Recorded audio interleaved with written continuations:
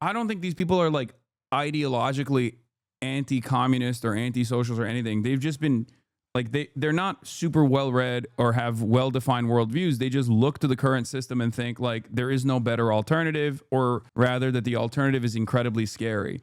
I don't even necessarily fault a lot of these guys for having these sorts of opinions, because this is all they've known. They're American. They've been taught that like every other country and its people are scary and dangerous. Even when China's doing something good, the way it's presented in the media is like, at what cost? China's green energy revitalization efforts have been very successful, but at what cost?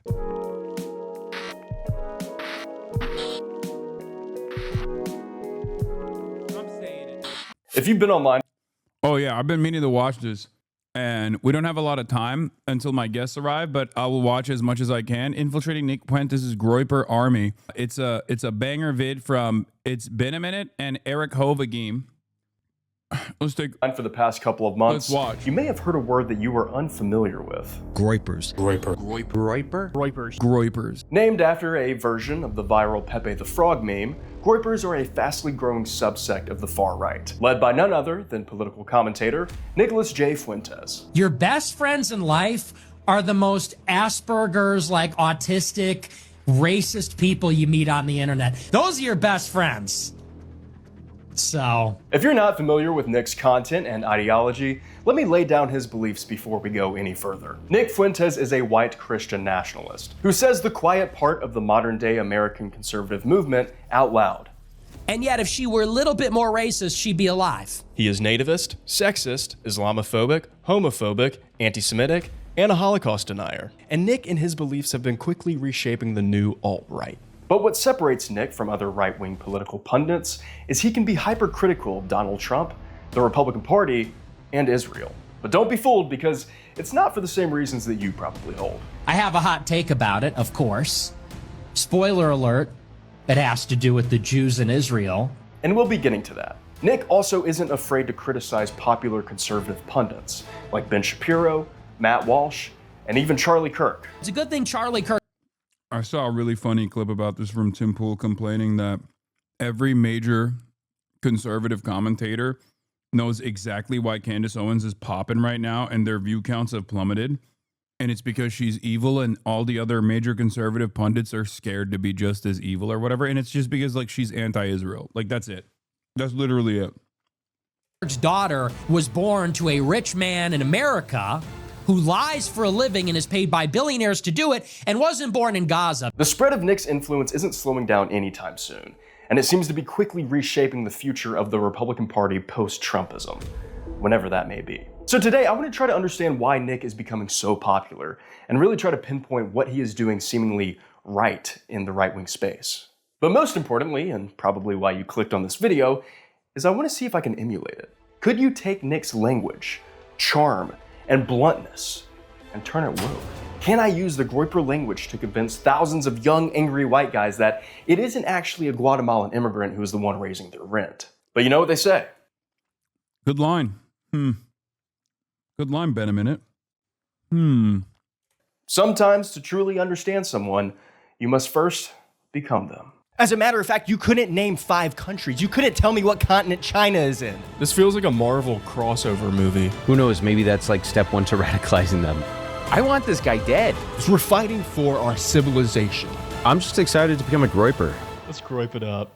Hey, it's been a minute. And today I'm going to infiltrate Nick Fuentes' Groyper army. You stole your whole flow? Come on, chatter. There's a reason why I say what I say, so the others say it too. The f you mean? There's no such thing as theft. It's all our talking points, comrade. When you're infiltrating the system, you have to wear a mask and you have to assume an identity. It's a spy game. It's tough. All right, well, I think a good place to start in trying to understand Nick is to watch him where most people watch him and where most people discover him. And that's through the clips. Because Nick has been banned off most of the woke mainstream sites like YouTube, his content has been able to find a nice home in the form of shorts, reels, and TikToks posted by fan accounts. I guess the woke apps don't really care as long as the hate speech is short, to the point, and under a minute long. We're putting you in the labubu. I don't know how to say this, but You're going in the Labubu, and Gavin Newsom will put you there. Okay, so from first glance, I guess I kind of get the appeal of some of his content. I mean, if I had no idea who this guy was and I just saw this... All you have is your vote. It is the billionaires, it is the oligarchs that make the decisions for all of us. It is the billionaires that make the giant campaign contributions. They make the decisions in the public and private sector that affect all of us. What do we have? We have our vote. I would agree with him. And this is what makes Nick not just unique in the vast pool of right-wing commentators, but also extremely dangerous for the future of American politics. Whether you love him or hate him, Trump and his administration is becoming more unpopular every day. And I don't have a crystal ball, but I don't think MAGA or the new Republican Party can survive without Trump himself. And one day, who knows when, but one day, there will be no Trump. And the Republican Party is going to have to find a new identity post-MAGA. Well, I believe Nick knows this, and is planning and laying the groundwork for what comes next for American conservatives. And I promise you, it's not going to be J.D. Vance. Nick and I can both agree on that. J.D. Vance was created by the fortune created by Palantir. So far, Nick has been able to fill the gaps. Yeah. It's not J.D. Vance. It's Tucker Carlson. Isn't that bad because it makes so much money for every social media company? You got to think about the CEO too. They need a second boat. I agree. Some people on the right are saying that their current infighting is a result of Kirk being gone. He was the one holding us together, etc., which is some wild revisionist history. A big reason Fuentes even has a career was the visceral hatred young right-wingers have for Charlie. I guess it makes sense from a Groyper perspective because he capitulated to them so much on so many things. To them, this role was a legitimizer of Groyper shit that the right-wing powers that be would have fought against if he wasn't signing off on them. Yeah, the difference is Israel. That's it. The difference is public attitude against Israel. For the longest time, when people, by the way, talk about like Nick Fuentes being debanked or whatever, from what I understand, because I saw a clip of him actually explaining the situation, the reason why he got debanked wasn't because of Israel. The reason why he got debanked was because of January 6th, because he got gifted Bitcoin to the tune of $250,000 right before January 6th, as a matter of fact, from a foreign donor. Okay. And then he participated in January 6th. So the administration that was investigating all of the top, actors, top participants in January 6th, saw that and obviously froze all of his assets in the process of that investigation. Then they concluded their investigation. They found that it was like some French hacker who I guess was giving money to, or at least this is Nick Fuentes' statement about it, but it was a French hacker that had stolen a bunch of money from other people, and before he committed suicide, he sent, these gift donations. Kaya, nope. These gift donations to a bunch of people that were quote unquote defending Western civilization from his perspective. Anyway, so that's the reason why he was debanked, not because he was like saying the truth about Israel. But you could say that he was censored from all social media platforms, from major social media platforms, not necessarily because he was, talking shit about Israel, even though that probably played a role in it as well, but because he was an anti-Semitic Holocaust denier who was anti-miscegenation and thinks that, white people are racially better and superior to all other non-white races. That is the reason why he was censored on all of these major social media platforms. But the reason why he was debanked is not because of Israel, but because of his participation in January 6th. Just so we are clear. With the majority of disenfranchised young people who are starting to doubt Trump's leadership and overall plan for the country. Through economic populist rhetoric, Nick speaks to relatable problems for any young person, or more specifically, young white men. Oh, okay, you won't forgive my student loans? Okay, well, that's because the free market said so. The free market says that Republicans have enough money to bomb Iran, but not enough money to pay for my student loans. And I'm going to vote for that because I'm an idiot. With leaders in neither political party being able to speak like this, other than a few on the left like Zohran Mamdani, AOC, and Bernie, and now I guess Marjorie Taylor Greene? This is the number one issue I hear about in my district. There's legit 50x times more Fuentes content on IG Reels than Hasan content. He's not really censored. I will tell you like this. There are more people on the right that like Nick Fuentes and more Groypers that like Nick Fuentes, more like extremely online people that like Nick Fuentes than there are extremely online people who like me. For example, Bradley Martin just did a post with Nick Fuentes, right? Nick Fuentes went to Zoo Culture, they worked out, whatever. Bradley Martin, I know for a fact, would get more shit if he were to do a similar thing with me than with Nick Fuentes. One must ask the question, why? Perhaps it's because all of the apolitical centrists and all of these other like right-wing accounts and right-wing associated accounts, all of these cultures that actually, all these accounts that dominate like cultural critique on the internet have more smoke for someone like myself than they do for someone like Nick Fuentes. That's the reason, okay? Because Nick Fuentes himself is a creature of the right, or a creature of the internet, rather. Sorry. That is the reality.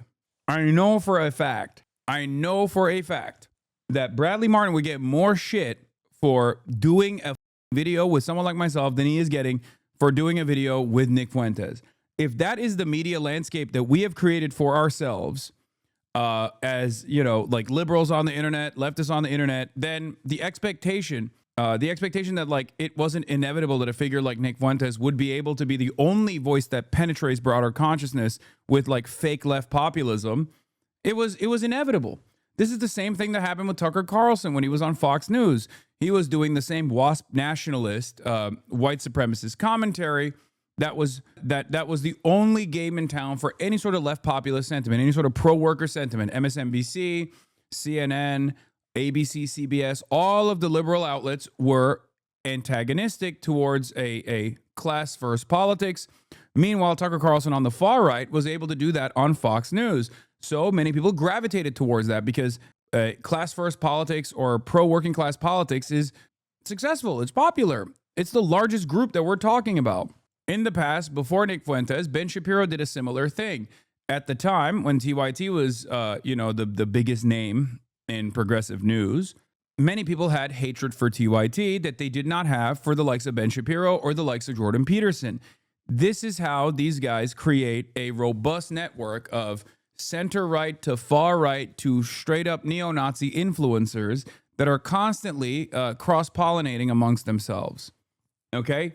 Meanwhile, the left is consistently fighting amongst itself. The left is consistently trying to undermine whatever the most visible version of the left actually looks like because he's not perfect, or because I watched one too many clips, or one too many different influencers that decided that this person is actually bad and secretly a fascist. This is just the unfortunate reality, okay?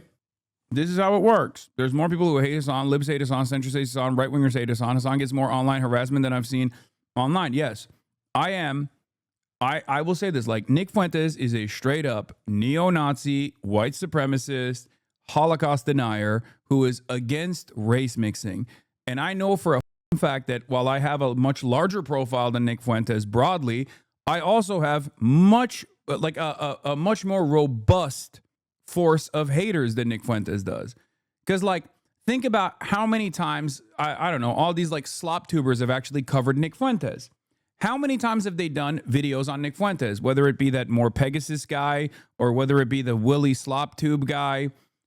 How many times have they covered Nick Fuentes? Some of them are friends with Nick Fuentes. This is how it works. If the apolitical dullards actually get their political notes from slop tubers, okay? If they get their political notes from slop tubers and those slop tubers are all in unison, constantly shitting on me, and they spend zero time shitting on Nick Fuentes, who is literally a Holocaust denier, why would the random young like apolitical people that get their political notes from these dipshits ever feel like Nick Fuentes is a threat or is in any way, shape, or form controversial? They'll just hear other people in mainstream news say he's controversial, and they don't give a shit about mainstream news. Mainstream news has no motion. Mainstream news has no motion for people under the age of 35, and especially for people under the age of 35. They are getting their information from slop tubers and TikTokers. And if those TikTokers are spending way more time shitting on the largest left-wing content creator and consistently saying, oh, socialism means he needs to be poor, but I'm saying that as a leftist and I'm not a reactionary right-winger, or any number of different idiotic things that they find to make content around, then of course people are not going to develop any sort of resentment towards Nick Fuentes. He's going to be able to get through that process. Doors open. Women, queer people, and people of color in general don't care about Bradley Martin in the YouTube commentary sphere. That's why the disgusting would get less shit. The online commentary and drama sphere is right wing. Exactly. That's my point. And the same reason that is also precisely the same reason why Jonathan Greenblatt is focused more on me than him. What's good? Let me pull up a chair for you. Okay. Huh.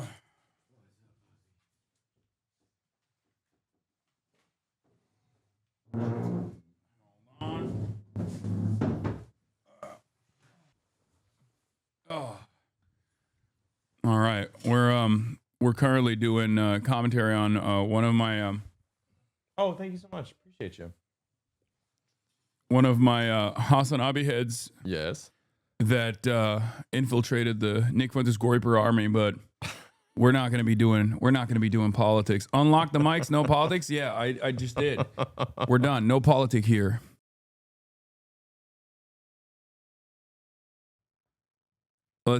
We were watching this earlier. This is two Hasanabi heads, Benaminute and Eric Hovagim, who made a YouTube video a month ago where they infiltrated Nick Fuentes' Groyper army.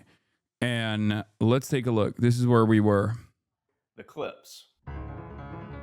Most people watch Nick Fuentes because Nick has been banned off most of the woke mainstream sites like YouTube. His content has been able to find a nice home in the form of shorts, reels, and TikToks posted by fan accounts.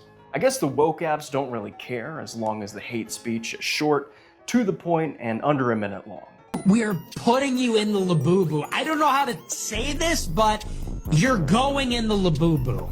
And Gavin Newsom will put you there. Okay, so from first glance, I guess I kind of get the appeal of some of his content. I mean, if I had no idea who this guy was and I just saw this... All you have is your vote. It is the billionaires, it is the oligarchs that make the decisions for all of us. It is the billionaires that make the giant campaign contributions.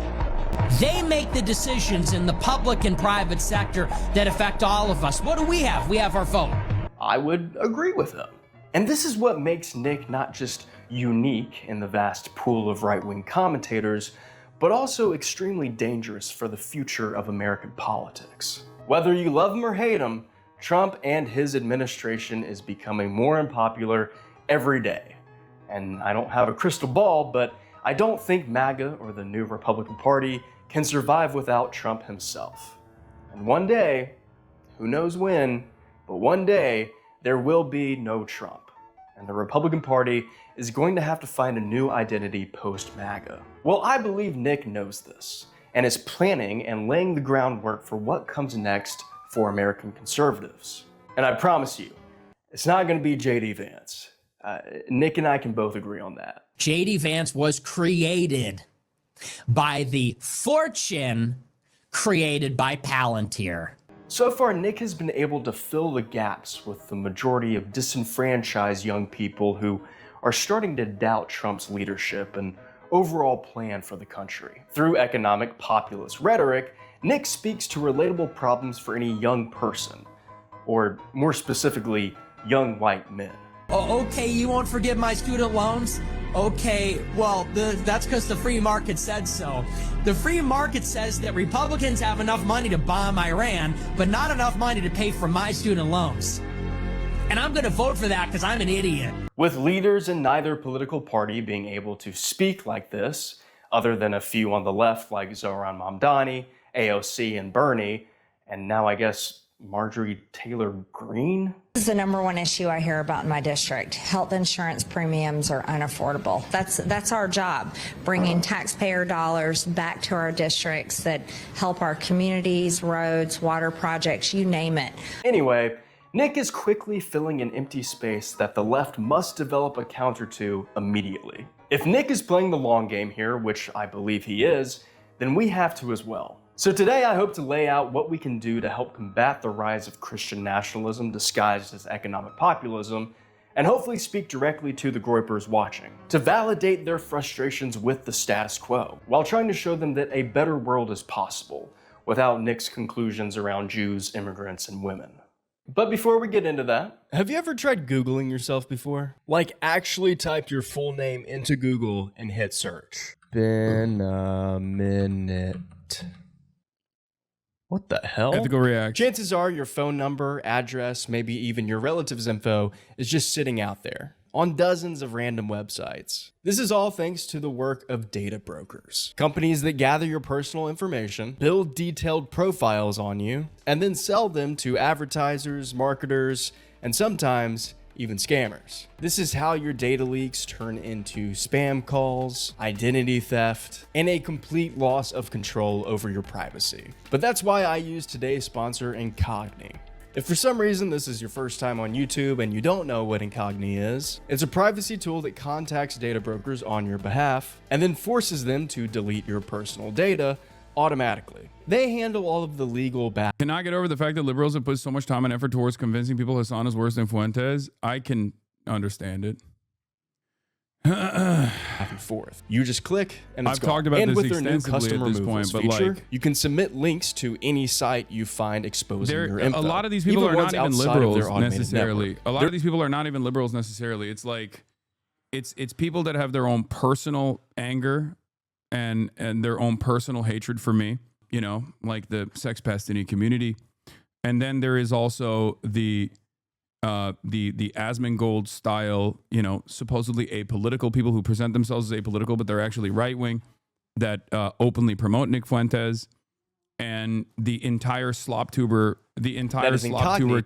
contingency that is far more right wing than they openly admit. But that's what it is. Like if you're taking it from all angles, which is understandable, I think a lot of these people basically see it as like. A lot of these people basically see me as an ideological op, whereas they see Nick Fuentes not as an ideological op. They see it as like maybe someone that's more extreme than they are, right? But they don't see someone like Nick Fuentes as like a serious, serious enemy. That's it. .com/Benaminute. When you click that link, it helps support this channel, and it also gives you a huge discount on a very helpful tool. If you're tired of being tracked, spammed, and exposed, it's time to fight back and give you one less thing to worry about. And thank you to Incogni for sponsoring today's video. Okay, back to it. Also, you also have to remember, like, a lot of this stuff is not like these people. I don't think these people are like ideologically anti-communist or anti-socials or anything. They've just been like, they're not super well-read or have well-defined worldviews. They just look to the current system and think like there is no better alternative, or rather that the alternative is incredibly scary. I don't even necessarily fault a lot of these guys for having these sorts of opinions, because this is all they've known. They're American. They live in the West. They've been taught that like every other country and its people are, or especially if they're designated as like foreign adversaries, are scary and dangerous. Even if said foreign adversary is doing like the same thing that we're doing, for example, or doing it to a much lesser degree, we have a tendency to look at that and think, no, this is like much more damaging. It's much more devastating when they do it, right? I mean, the funniest dynamic with China, for example, is like, when China does something like mass surveillance, or when China tries to implement like some kind of credit system, right? And it's not even like a national project or anything, and it actually ends up not happening. Although we have a literal credit system already, we look to the Chinese social credit system when we make like we make it a much larger deal than it actually is, right? We already have a credit system. They don't even have a credit system. Like, there were pilot programs, and then they shelved it. And yet it's still a much larger, it's still a much larger, much more consequential, is brought up as a much larger and much more consequential problem when it's like China doing it. And then even on the alternative side, even when China's doing something good, the way it's presented in the media is like, at what cost? China's green energy revitalization efforts have been very successful, but at what cost? So it's always seen through this like negative framework. So when you're pummeled with that kind of commentary, when you're pummeled with that kind of attitude, you basically take that on as a given, and you don't really think about it. And then if there's anyone out there who has reached a level of prominence that is telling you like, no, that's devoid of nuance, there's more context here, it's not as it seems, and someone like myself who doesn't take like a very black and white approach or a black and white hardened stance against foreign adversaries, people say I'm, an enemy of the state. I'm an enemy of America, an enemy of the way that they understand the world. And then they have a lot of resentment. So instead of trying to look at the argument that I'm presenting, they try to seek out ways in which I'm wrong. Oh, I'm wrong because I'm a socialist who's rich, right? I'm a grifter. I must be a grifter. And if you were to scratch the surface of that argument and think about it, it's like, who the would grift to the left? If someone is going to grift, they should just become right wingers, right? Like, why would anybody grift to the left? It doesn't make any sense. Instead of identifying that issue with this commentary, identifying the issue with this like line of reasoning, I think they still just like kind of lean into that. I still have not understood the concept of a nation state, America being one of them. Anyway, let's continue. See, Nick's Groyper community has one motto that all of their beliefs fall under, and that motto is America First. Also the name of his live stream show. Nick's definition of America First sort of works as a catch-all term for preaching his ideologies and neo-Nazi talking points. Because Nick's view of what America is and what America should be is the same as most white Christian nationalists. To them, America is the land of opportunity and freedom for everyone who is, you guessed it, ethnically white and ideologically Christian or Catholic, just like Nick. Everything good is over. This country is going to be mostly non-white by the end of the century. According to white Christian nationalists, any other race, ethnicity, religion, culture, or foreign influence taints the purity of America. And this is why your material problems can be directly attributed to immigrants, black people. Could you give a little bit more nuance with why you can't grift to the left like you can the right? I've heard you say it a lot, but I'm just a little bit confused. I mean, think about it this way. Every single day, I have to sit here and tackle like minor differences in opinion from people who turn around and make it seem as though these minor differences in opinion is actually a major consequential delineation from the way that they see the world. And then automatically they assume that is actually like automatically that means that, I'm a bad person who's like a white supremacist, right? Like this is just how the left operates. They are hyper focused on hyper scrutinizing every single person and engaging in purity spirals, right? I am an independent with no corporate sponsors, with no corporate donations or anything like that. There is no concentration of wealth and power that thinks that my commentary is good for them, because it's not. At the end of the day, if you're on the left, you are going to be anti-corporate consolidation, anti-wealth consolidation. You're going to be anti-rich to a certain degree, right? And therefore, obviously, if that's the position, then wealthy people would much rather give money to right-wingers, no matter how far right they may be, than any left-winger. So you can't really develop an audience as someone who is a leftist without a significant amount of grassroots support, real support. That's also the reason why you see a lot of... So the number one reason, like I said, is because like the right is way more forgiving, or rather they're way more open-minded towards people who are in any way, shape, or form,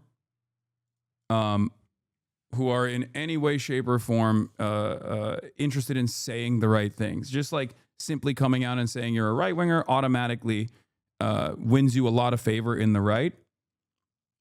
And that's part of the reason why a lot of people pivot to the right when they're like outed or something like that, you know? Whereas people on the left are constantly punished by their own audience all the time. And then the other reason is because there's a lot more money on the right. There's a lot more money on the right.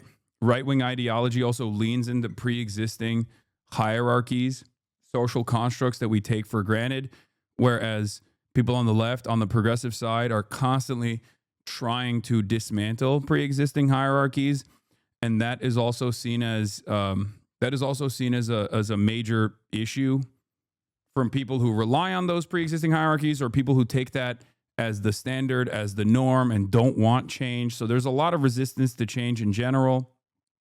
So there are a million different reasons why, if you're going to grift, I think grifting to the right is a much more appropriate measure. Grifting is just posturing for money under those scruples. Why complicate yourself with the hardest version of that? Exactly. If you were a grifter, that means you're devoid of any sort of like serious moral compass. If you're devoid of any sort of like ideological grounding, if you're devoid of any sort of interest in a different vision for the future, and if you just have no real opinions, then why the would you grift on extra hardcore difficulty? The only thing on the left is organic human interest. All the uber rich guy interests on the right wing side, which includes neoliberals who are pro-capitalism. Yes. And people who say there's market saturation on the right, and therefore it might be easier to grift to the left, are wrong, because grifting to the left or just like communicating leftist positions and making them more palatable is infinitely more difficult than just saying common sense, okay? Like, think about Asmongold, for example. Regardless of what his real world view is, like, think about how he cuts content and how much easier it is to just simply say, yeah, this guy's based. Everything that this guy is doing is good when talking about Donald Trump.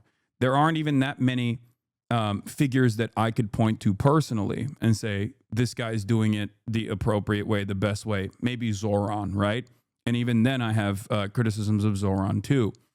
And not only that, but also it's much easier to just look at all of the things that are happening around and just saying, no, it's really good actually. And all of the people that are naysayers about police brutality, or all the people that want more representation, all of those people are just bad people. They just want to destroy Western civilization. It's just much easier to present an argument from a right-wing position, because you can always lean on the status quo. You can always lean on the status quo and maybe even demand more of the status quo. And a lot of people who don't necessarily think too hard, a lot of people who don't think too much about the way things are, or how these systems work and who they hurt, especially if they have a position of privilege in some ways, are never going to want to entertain the notion that there is a better way out there. There is a better future out there. They're just simply going to go, well, things might be bad, but the alternative is far scarier, because everyone is terrified of change. Anyway, let's continue. Radical atheist leftists, and just about any group that isn't purely white and American born. You know, sort of like Nick's own father. I'm not English or German. I'm Fuentes. What's Fuentes? Mexican. And who's your dad's Mexican? My father's half Mexican, yes. While the Groypers and Nick fall on the right of the political compass, they often break from Trump and the Republican Party on some things. When did you meet Arrogant China? Unfortunately, I had zero time. If you remember, I was sleeping the only times where I wasn't on camera. Especially when it comes to Israel. We need to confront Israel like we confront Putin, like we confront Xi Jinping, like we confront North Korea. Since October 7th, over the past 2 years, I believe Nick's rise in popularity can be directly attributed to the growing disdain for the United States' bipartisan funding and support of Israel's genocide of the Palestinian people in Gaza. Across the board, Americans' favorability of Israel has reached the lowest in recent history. And while the vast Yeah, right-wing ecosystems are better organized for monetization. Like they can take $1 million betting ad and get Fuentes or the Israeli prime minister on without getting canceled. Meanwhile, that's not even true. Like there are definitely people who have gotten canceled, or at least like took a serious hit for having Benjamin Netanyahu. And like the Nelk boys definitely ate it. Meanwhile, this chat has a full meltdown when you talk about Plattner. Yeah, even if I'm not like a dick riding Graham Plattner, people still get in their feelings and cut an endless amount of content saying that like it's I'm a fake phony and a sheepdog for the Democratic Party. The majority of right-wing commentators stuck to their scripts and defended the US's involvement and support of the Israel and Hamas war, as they usually refer to it as. Nick decided to take a different approach and actually call out the atrocities Israel was inflicting against the Palestinian people, breaking from the mainstream conservative talking points. Because of this, Nick was able to carve out a unique subgroup of the right wing, those who were, for the most part, culturally conservative, but didn't buy into the American Uniparty consensus of Israel has the right to defend itself. After all, Nick's motto and show is called America First. And the way the federal government was treating Israel was definitely not putting America first. Now at this point, you might be thinking, well, this is good. These Groypers are right? Shouldn't we be standing in solidarity with them in support of Palestinian liberation and the defunding of the IDF and Israel as a whole? Well, yes, but not for the reasons they believe. But you might not know that if you just caught a few of Nick's viral clips online. I don't think people understand exactly what's happening here. The Gaza Strip is all rubble. It's a population of 2.1 million people. There are reasonable estimates that say that 200,000 people have died. That's 10% of the population. 10% of the population has been killed. And 50,000 of those are women and children. So this is hell on earth. Because Nick and the Groypers don't care about Palestinian liberation. They're against Israel because they're anti-Semitic. Nathan J. Robinson over at Current Affairs put together these quotes and videos that I'm about to show for this next section, so be sure to check out his article in the description below. Okay, let's get this straight. Nick is a neo-Nazi, and I don't mean to use that term lightly either. He has called Hitler cool and awesome. Am I right? Am I right, boys? Am I right? Let's go. He was also really cool, where he's rolling down the street and stuff. It's like, this guy's awesome. This guy's cool. He's given a Sig Heil here. Audrey. Go, go, go. You gonna do it? And there is also a very viral clip of Nick giving this rant after seeing a black man littering in his neighborhood. I want this guy dead, and I wish Hitler would kill him. I wish Hitler would have killed him. If I was in a room with Hitler and that guy, me and Hitler would team up and fuck that guy up. We would kill that guy. Hitler would hold him down, and I would beat him to death, and we'd high five at the end. If that wasn't enough, he also said things like, I don't believe in the Holocaust, and once said this on a live stream. Takes 1 hour to cook a batch of cookies, and you have 15 ovens, probably in 4 different kitchens, right? I mean, this is like scratching the surface. Like there are rants of him talking about miscegenation, like race mixing, as though it's like the same as having sex with an animal, you know? Insane. Doing 24 hours a day, every day for 5 years, how long would it take you to make $6 million? I don't know. It certainly wouldn't be 5 years, right? The math doesn't seem to add up there. And in addition, you know, in this hypothetical, I imagine that if you took aerial photographs over the kitchens, you would need to see certain smokestacks to release the smoke from baking the cookies, and the smokestacks would project certain shadows, but I guess they're not visible in the aerial photographs taken over the kitchens.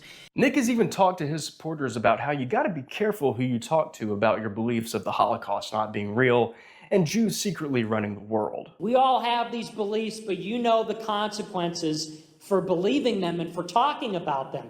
I actually don't encourage you to go out there and tell everybody in mixed company, you know, don't come home to your parents and say, hey, Mom, Dad, guess who runs America? Let's not do that, okay? I came home from college. I told my parents, I said, Mom, Dad, you will never guess what never happened. Like I just found out about it. You won't believe it. It never happened. And they were like, who raised you? I'm like, Mom, relax, okay? What are you, Jewish or something? Just calm down. It's not that. Doesn't that make you part of the problem? Not a Groyper here, but I think some of these clips are like sarcastic remarks taken seriously, like your landlord rant. Brother, I don't know if you're not a Groyper or not. I'm gonna be honest with you. If you are, you know, it kind of feels like you're just masking your point of view here. Okay, you just watched him go on a tangent about on 2 different occasions about denying the Holocaust and saying that the numbers don't add up. Like that's not. I don't know if that's like sarcastic. I don't know how that could be sarcastic. I genuinely don't know. You know? I'm not saying all of them are sarcastic. Okay, which one do you think is sarcastic? Because it's pretty obvious when he's talking about like miscegenation being the equivalent of like a white person having sex with an animal. Like a white woman having sex with a black man is, from Nick Fuentes' perspective, the equivalence of like a white woman having sex with an animal. Do you think that that is sarcastic? Like, or is it a joke? What do you think is going on there? I mean, I think that's just his position. I don't know why we're, I mean, he's openly said that he is a white supremacist Nazi. I don't know why, like a Christian white nationalist neo-Nazi, right? Like it's not, I don't think this is held up as a point of contention. He's maybe not as open about it, but pretty open about his worldview. Do you mean like this one? This? He was also really cool. You're talking about like Adolf Hitler? Because there's numerous occasions. If you think he's being sarcastic in this situation about Adolf Hitler or supporting Adolf Hitler, yeah. So let me ask you one thing, and this is I'm being as sincere as possible here. Why do you think this needs defense? Do you feel like there aren't other instances of Nick Fuentes like openly defending Adolf Hitler? Like let's say this is actually a sarcastic remark about Adolf Hitler. I don't know exactly what would be sarcastic here, but don't you know that there are plenty of other instances? Like he's been asked straight up, for example, whether he likes Adolf Hitler or not, and he has said that he does. Like he's been asked over and over again, as a matter of fact. I know a bit of his history. I just want to claim that Benaminute could have picked better clips to prove he's anti-Semitic. That's not what you said, though. That's not what you said. I think these clips are perfectly fine. I think it works on a shitload of people. His goal is to sound sarcastic and jokey, but also like he's sincere, but just tricking the normies with the sarcasm vibes. He's not alone in feeling this way about Nick. And it's an intentional strategy that Nick is utilizing to obfuscate to people what he truly believes. His communication strategy is why he's so successful. Yeah, it's also ironic because this communication strategy that he is deploying is literally what liberals think I'm doing. The context nuke in and of itself was literally that. Presenting me as a Nick Fuentes style figure, but on the left, right? And it did work on a lot of people because it presented a shit ton of clips out of context where me saying like liberals are so easy to dupe by Republicans and they get duped by Republicans all the time. Liberals get duped by right-wingers all the time. I hate that was shortened to liberals are so easy to dupe. I'm actually lying to liberals about my position when I'm not. I'm pretty open about my position. He obviously can't be as open about his position, even though he does get fairly open about his position with regular frequency, right? Like he is pretty open about his worldview on the inferiority of other ethnicities and other minority groups. He's pretty open about his support for Adolf Hitler. He is as open as you can get about being a neo-Nazi, an anti-Semitic neo-Nazi. So if you are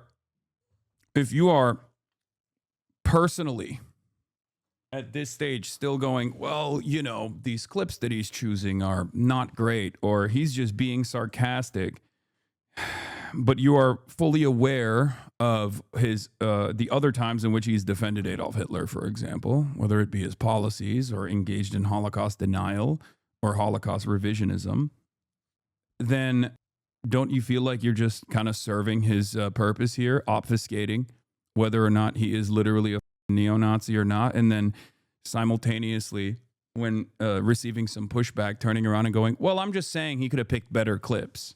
I'm fully aware that you and others say that he does this, but I just haven't heard it myself, to be honest. What? We're currently watching a video where he openly admits in the beginning of this video why he has to mask his true opinions, right? And the reason why he has to do that is because, by and large, there are still a lot of people, even racist people, who look to someone who is a self-avowed neo-Nazi and go, yuck, that's bad. Okay? There are also plenty of people who think socialism is bad. Some people who are delusional enough to assume that even socialists are almost as bad as Nazis, if not worse than Nazis in some instances, right? Like there are a lot of dumb people out there, but by and large, most people, dumb, racist, smart, not racist, it doesn't matter. They're all anti-Nazi. Okay? It exists outside of the confines of permissible bigotry. Someone can have opinions that are damn near identical to Nick Fuentes, but the moment that they find out that someone is branded as a neo-Nazi, they go, ew, gross, not for me.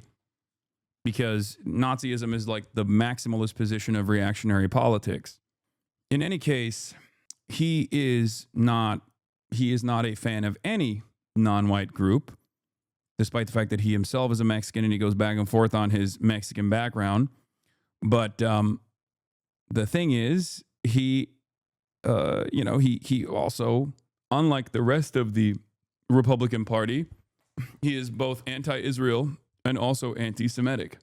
That, I would say, is the biggest difference between Nick Fuentes and the average right-winger. The Surfs actually put a pretty decent compilation here together. Ben Shapiro host Matt Walsh, who spreads the exact same kind of sexism and racism as Nick Fuentes. They're both homophobic and support U.S. imperialism abroad. It's white supremacy, but the only difference is Matt doesn't also attack Israel. The only difference between Matt Walsh and Nick Fuentes is that Matt Walsh does not attack Israel because Matt Walsh works under Ben Shapiro. And it's also the same exact reason why Ben Shapiro hired Candace Owens, for example, when Candace Owens was saying a bunch of anti-Semitic shit, but she was pro-Israel at the time. When Candace Owens started saying anti-Semitic shit and was anti-Israel, then Ben Shapiro fired Candace Owens, right? They gave Randy Fine the U treatment. What do you mean? Nearly every single thing he accuses Fuentes of being misogynistic and violent towards women, racist towards black and indigenous people, praising white supremacy, are things that his own host, like Matt Walsh, has said many times before. All of the cases that I mentioned, they're all immoral, bad, gross, harmful. But they're not all rape. Some of them were, not all of them. And until we acknowledge that there are other ways to have immoral sexual relations with a person, until we reclaim sexual morality and sexual boundaries, we will be stuck trying to condemn all bad sex on the grounds of consent. Fact number one. For the record, this is also part of the reason why a lot of these people don't see Nick Fuentes as that big of a threat. If you're a fan of Matt Walsh, unless you are super pro-Israel and you are singularly invested in Israel, why the would you hate Nick Fuentes? You love Nick Fuentes. There are so many normie right-wingers who love Matt Walsh, right?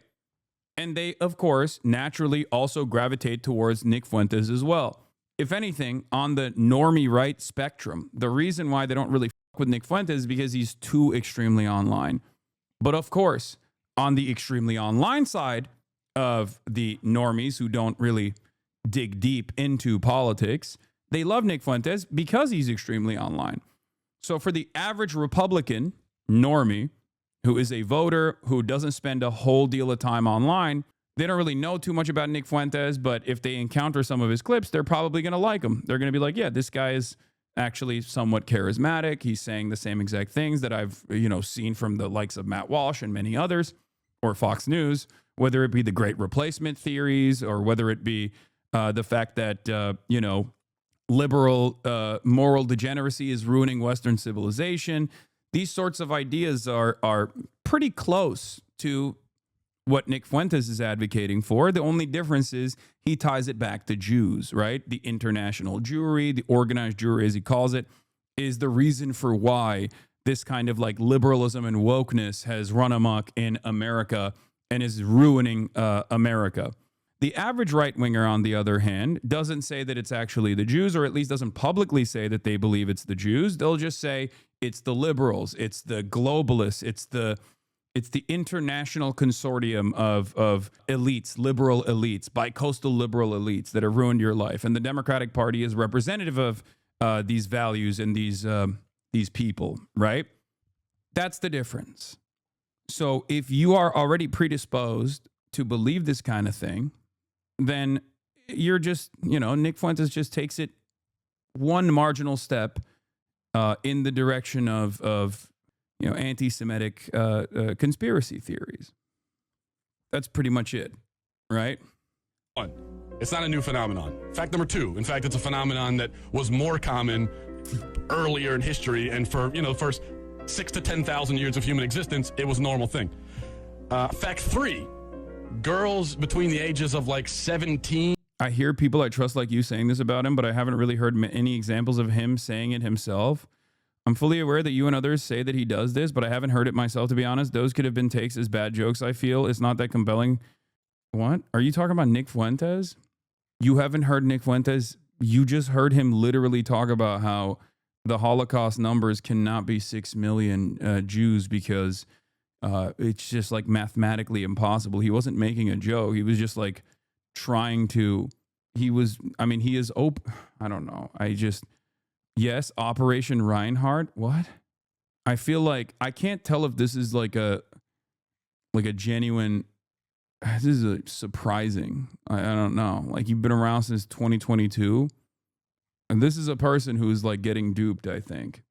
The entire point is the video. This video literally is supposed to teach you how those clips can trick you. I don't know how the you went for. I don't know how the you went from like, administrative colonialism versus settler colonialism, and you have an understanding of like compradors and collaborations and things of that nature to, Operation Reinhardt doesn't make a lot of sense. I mean, look, chatter, the Nazis were pretty meticulous about their record taking, okay? If you are a cynic about the metric ton of death and destruction, the systematized version of violence that happened during the Holocaust, I don't know what to tell you, but it is a pretty well established atrocity, and it's a little shocking to me that you would go from understanding the differences between administrative colonialism and settler colonialism to, I don't know, maybe the Nazis didn't actually kill that many people. Okay. Now you have in the universities, in the media, in Hollywood, in finance, in government, and some people say, well, they're not all Jewish. It's like, okay, well, it's half, or 2/3, or 3/4. And what's the other quarter? What's the other third? What's the other half? It's not Catholics. It's not hardcore God-believing Christians. It's all kinds of other atheists, nihilists, postmodernists, whatever you want to call it. And so I don't want to say, hey, let's all attack one group, but there's a big problem when the leadership isn't Christian. We have big problems as a society when the people aren't Christian. What happens when the king and queen aren't Christian? What happens when the aristocracy isn't Christian? What happens when the cities and the business owners aren't Christian? Well, take a look around you. It's exactly what we have now.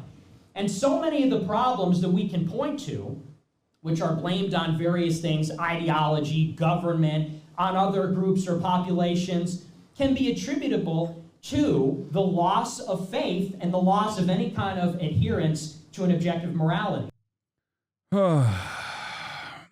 Elon Musk cooked us so fucking hard. It's crazy how hard Elon Musk cooked us. Surely there's more context. I mean, the difference is people will hear this and see the first part and go, you know what? There are a lot of Jews in positions of power in the banking industry or in Hollywood. And it's overemphasized by a lot of people like this. The difference, however, is that those are American Jews, just like American Christians, people coming from, different parts of the world that have become American in the process over generations of living here. They are not a monolithic, organized unit, okay? That's it. That's the difference. There is no organized Jewry. The closest expression to an organized Jewry would be Zionism, and even then, obviously, Zionism is falling apart in terms of its propaganda for American Jews, especially with the next generation of young American Jews. That's precisely the reason why ADL spent most of its time coming after people like myself and not Nick Fuentes in the aftermath of October 7, because ADL knows that Nick Fuentes is probably not going to, brain poison young American Jews into an anti-Zionist position, right? Because they will know instantly that he is a neo-Nazi. So they spent every waking moment trying to say that I also am, just like Nick Fuentes, a anti-Semite, not realizing that actually undermines the argument of anti-Semitism when you're going after someone who has spent a good deal of time combating anti-Semitism. You are drifting further and further right. You miss things because of privilege. I used to defend you. Now I warn people about you because you shit on us minorities, and this is what money and power does. You choose not to listen to the people at the bottom. Also, this is a perfect example as to why people do not, quote unquote, grift to the left. Okay? This is it. This is the reason. My position on whatever this person is talking about have not changed at all. Okay? I'm so glad you're warning minorities about me, so that they don't accidentally arrive at whatever conclusions that I am. He's a capitalist and profits off the genocide in Palestine. You have sunk so low. Immigrants are needed for the economy. Jihad means struggle. You are upholding a racist trope. Now you are, yes. Oh, this is the chatter who misunderstood me the other day when I actually quite literally explained that jihad does mean struggle, but I'm talking about like their own version, their own understanding of jihad. And then he turned around and said, I point out when you're wrong, and if you get a gifted sub, I will. That was not me. I would never just insult. Everyone has personal jihad. A group can have a completely peaceful jihad. That was the person who didn't understand that I was literally saying that who do you think is closer to the false framing of jihad and Sharia that you see from Westerners? This isn't the actual concept of jihad nor Sharia. Having said that, who do you think is closer? Do you think it's the right-wingers that are closer to like a Taliban-style form of governance? Or do you think it's actually liberals and progressives that are closer? And this chatter said, oh, you are adopting the right-wing framing on jihad. And then I corrected them and I said, no, I'm not adopting that. I actually accounted for it in my commentary. And I did say that this is not even the correct framing or the correct understanding of jihad. It's, as a matter of fact, the false framing of jihad and the false framing of Sharia. And even within that false framing structure, right-wingers are infinitely closer to this form of what they declare is jihad and what they declare is Sharia. You doubled down on your position. Your own personal feelings or your own personal embarrassment in this moment, if you think that your misunderstandings are reason alone for you to go, Hasan, you have changed. I am protecting minorities and warning them to not watch you, then, it's fine. It is what it is. Keep up the good fight, chatter. I don't think any right wing would ever listen. I still listen to you because I think you can do better. You clearly have a hard time. You might be listening, but you're not actually listening. You're not actively listening. You're maybe hearing, but you're not listening to my words. Okay? Sometimes it's all right if you misunderstood what I was saying. But this is the problem with people on the left. even if it's their own personal misunderstanding of a thing that I actually accounted for, they will literally go, my own personal misunderstanding is still your fault. And not only is it your fault, but you've actually betrayed the revolutionary cause. You're actually an enemy of mine now. This kind of thing doesn't exist on the right. This is why organizing on the right is much easier. Okay? I have never heard from any right-winger, and maybe there are some, and especially nowadays there is a little bit of infighting happening on the issues of Israel on the right, but I've never heard from a right-winger be like, I misunderstood something you were saying. You have betrayed MAGA. You are now my enemy. You're a woke communist. Okay? There is no like, I'm going to hold you accountable mentality on the right. They just straight up go, okay, maybe I misunderstood. I think this guy's been pretty loyal to the cause. Actually, they do kind of do that now. That is pretty funny. No, I don't think that you are my enemy. Okay. I used to defend you and now I warn people about you because you shit on us minorities. And this is what money and power does. If you think that money and power has actually corrupted my worldview so much that you think I've drifted to the right and you are warning people about me, then that's a really strange thing to do to an ally. This is what you do to someone who is an enemy. Not only have you said a whole bunch of nonsense here, okay? When did you switch on minorities? I missed the stream. Yeah, it's the other stream that you might have missed out on. I think you need to stop doing shit. I think stupid shit. I think you are blind to things. What you say means things. Explain what you are talking about, please. Can we be done with this? Just say what you mean, okay? Say what you mean. Because I'm almost certain that this is because you do better. No, that's not. Every now and then I entertain stuff like this because I need people to see that this is not real criticism. You're just engaging in the cheapest form of vague generalizations from an incredibly smarmy perspective. Like, just do better. On what? Give me an example of what the difference you have, the difference in opinion that you have with something that I've done. It's not real to you, sexism? Wait, what? On what issue? Look, stop. Give me an example, please. We're moving closer and closer to at least like something specific, but give me an example, please. Clearly, it was such a big deal that you actually chose to make this a major issue. Just give me an example of what you mean, okay? It's far too abstract and far too vague for any of us to understand what you're talking about. You have to tell me what it is. Do you guys understand why I consider stuff like this to be wrecker behavior? You were being sexist as towards two right-wing women? Wait, what? Okay, go on. What are you talking about? Who and what? I think we're gonna figure it out eventually. Who are you talking about? And what did I do? Also, that's not even what you mentioned earlier. You said that I was a capitalist who profits off the genocide in Palestine. My point is, if you have a million different points of contention like this, and you can't even actually give me like a clear-cut example of like the break-off point. I can't do this shit because it's scary. People are jumping me. How do I explain as an example in the past when you made a mistake? Look, if you have a serious point of contention, if you have a serious issue with something that I've done, you should probably be, you are a liar and propagandist. Got it. Okay. This is what I mean. That's literally an Ethan talking point. So I have a feeling that this is where this person is coming from. Unfortunately, I know. So much of the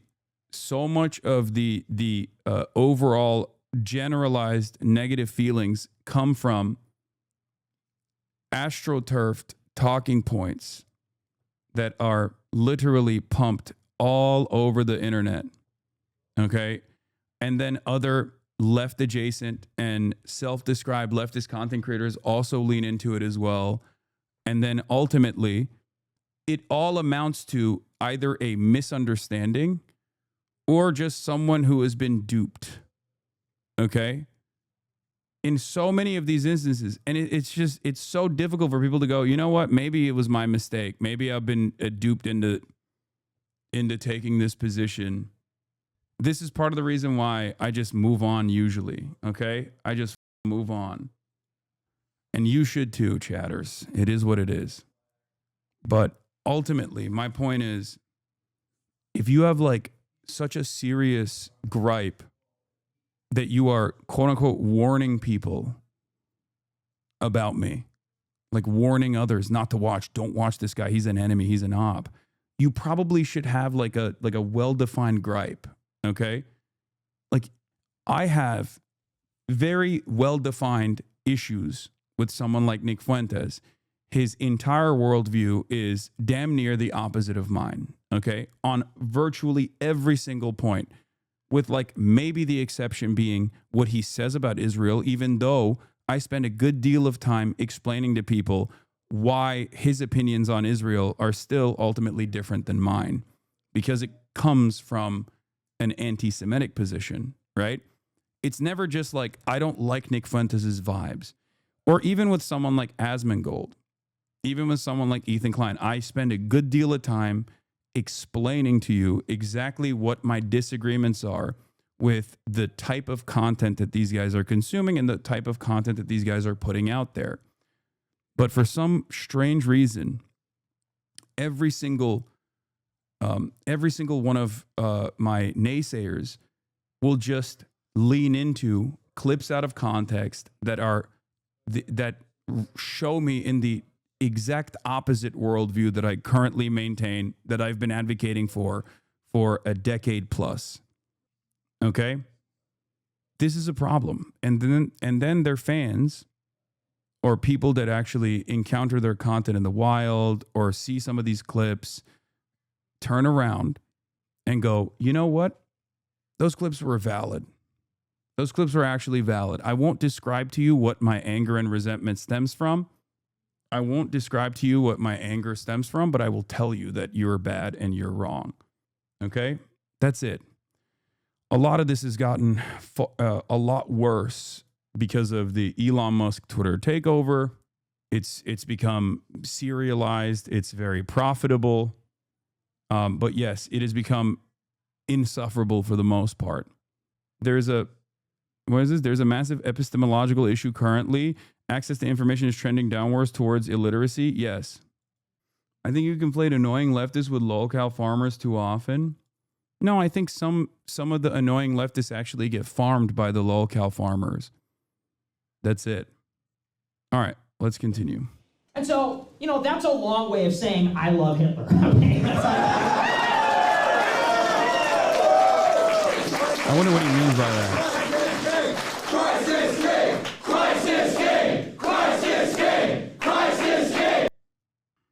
Both American parties' bases. While some voices on the left became vocal about the atrocities being committed by Israel, Nick realized that no one on the right was doing the same. There was a gap in the market. It was the perfect opportunity for Nick. And now he didn't even have to hide his anti-Semitic views anymore. With many American and Israeli leaders, including Prime Minister Benjamin Netanyahu himself, constantly conflating Zionism with Judaism, Nick could openly spout Jewish conspiracy theories while being viewed as the one right-winger who actually spoke out against the genocide in Gaza.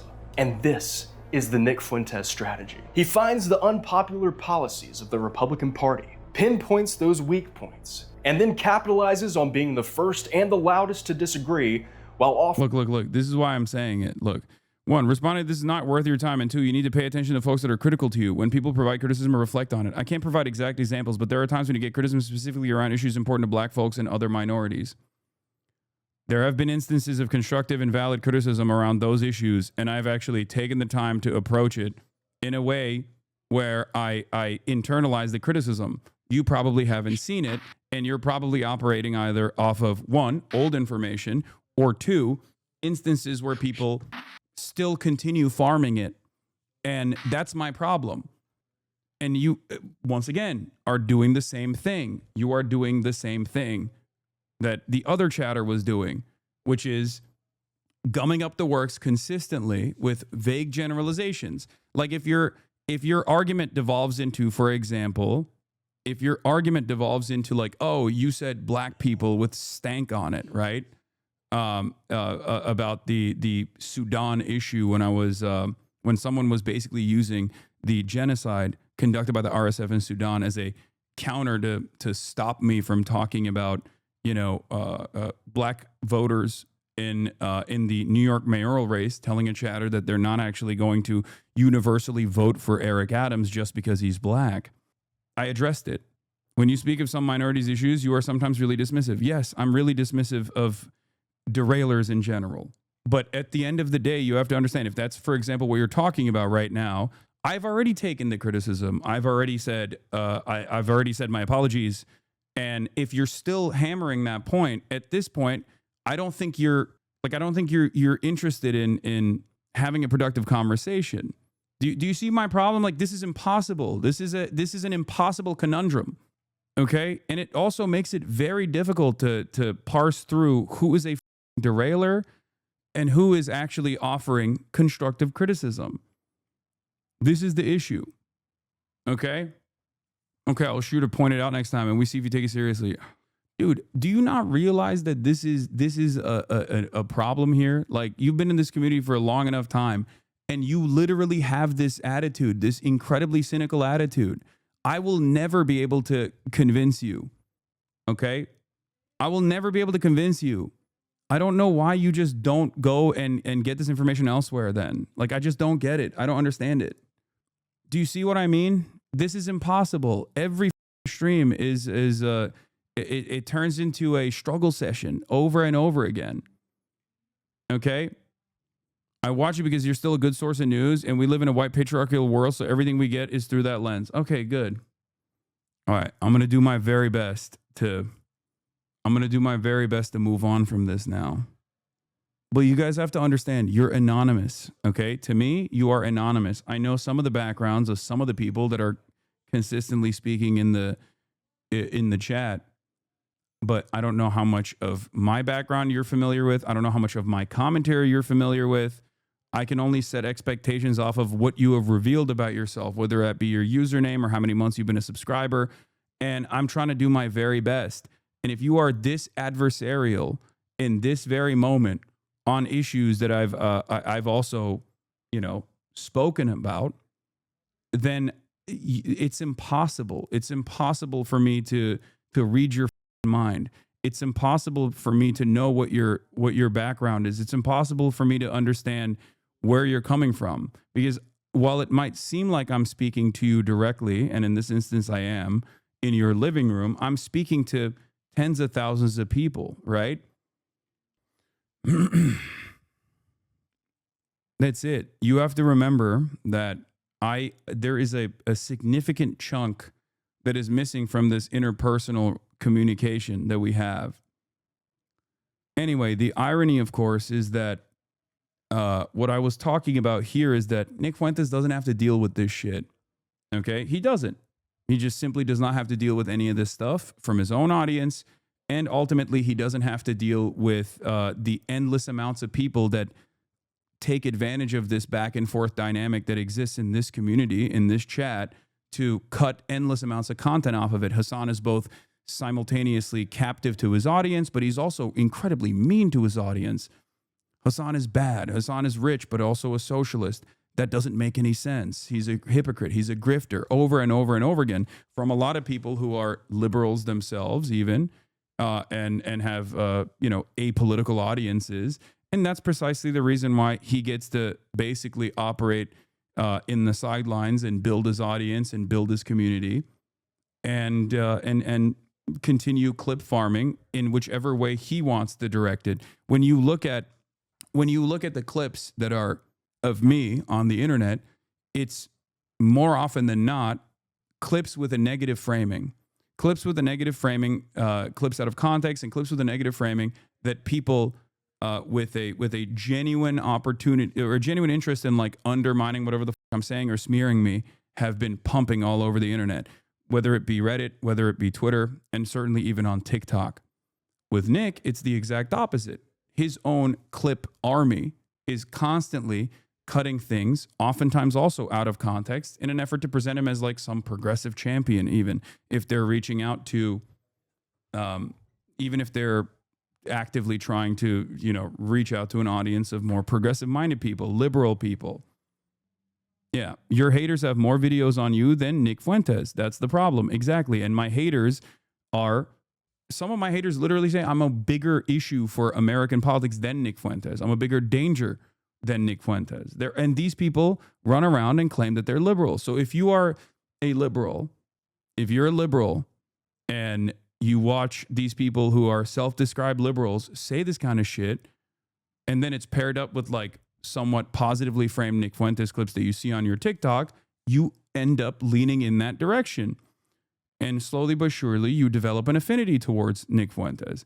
And then, slowly but surely, you start agreeing with some of the other things that he's saying.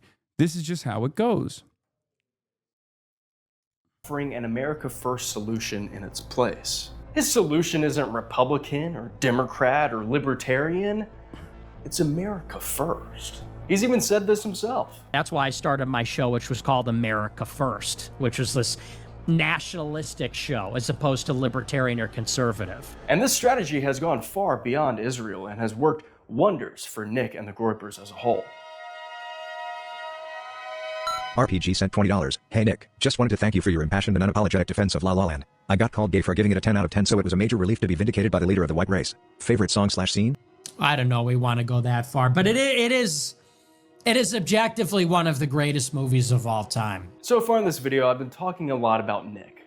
But what about the Groypers themselves? What are their views? Do they blindly follow everything that Nick says, or is there some resistance there? If I was going to infiltrate this community and attempt to make woke left-wing content that was appealing to them, I would need to understand how the Groypers interact with Nick. What does that relationship look like? And to do that, I would need to hop into some of the spaces where Groypers are found. While Nick might be mostly discovered through short-form videos on the woke mainstream apps like Instagram, TikTok, and YouTube, all of Nick's videos and live streams originate on the free speech haven website known as Rumble. Think of Rumble as sort of a YouTube, but all of the content is for conservatives. So I want to spend the next few minutes going through one of Nick's long-form videos and try to get a better sense of how he navigates complex topics. I've only really known Nick through short-form videos and Twitter, so maybe there might be some nuance that I'm missing. But before watching, I decided to recruit someone from the radical left to help me break down this video and dive a bit deeper into the Fuentes psyche. Some of you may already know him, but if not, let me introduce you to Eric Hovagim. Low-lying grass, rolling hills. Oh, Israeli missile launcher. We gotta be over here in Israel. What? Why is there an Israeli missile launcher in the middle of Azerbaijan? Between 2016 and 2020, Israel supplied Azerbaijan with nearly 70% of its weapons arsenal. On his YouTube channel, Eric has broken down topics ranging from Zoran Mamdani's campaign, to Israel's influence over the United States, and to secretly spreading Armenian propaganda on Hassan Piker's livestream. Well, Eric, thanks for coming on. I know I kind of gave you a little bit of background on what we're going to be doing today, but yeah, would love to hear your initial thoughts before watching this. Like, if there's anything you're hoping to get out of it, if there's any expectations you might have. I'm just excited to become a Groyper. I don't know. I mean, I know they're revered in society. They're really up and coming, and really, I'm just excited to hopefully be a bigger part of their community. Yeah, I totally agree. It seems very inclusive so far. So I'm looking forward to diving in. I want to talk about the ICE deportations, the DHS deployments. And I have a little bit of a hot take on this one, okay? I'm sure you've seen the news. And I talked about this a little bit a couple of weeks ago. I like it. I'm out here in Chicago in the streets. I like it. And every day we're seeing footage of Border Patrol and ICE agents marching through downtown Chicago. It's awesome. I love it.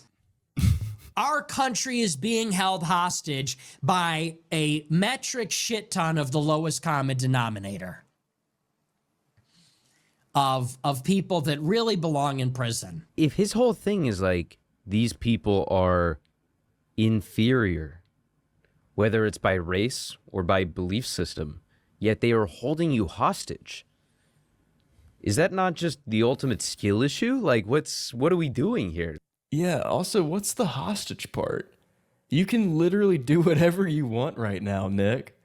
You can say whatever you want. You can go wherever you want. You can do whatever you want.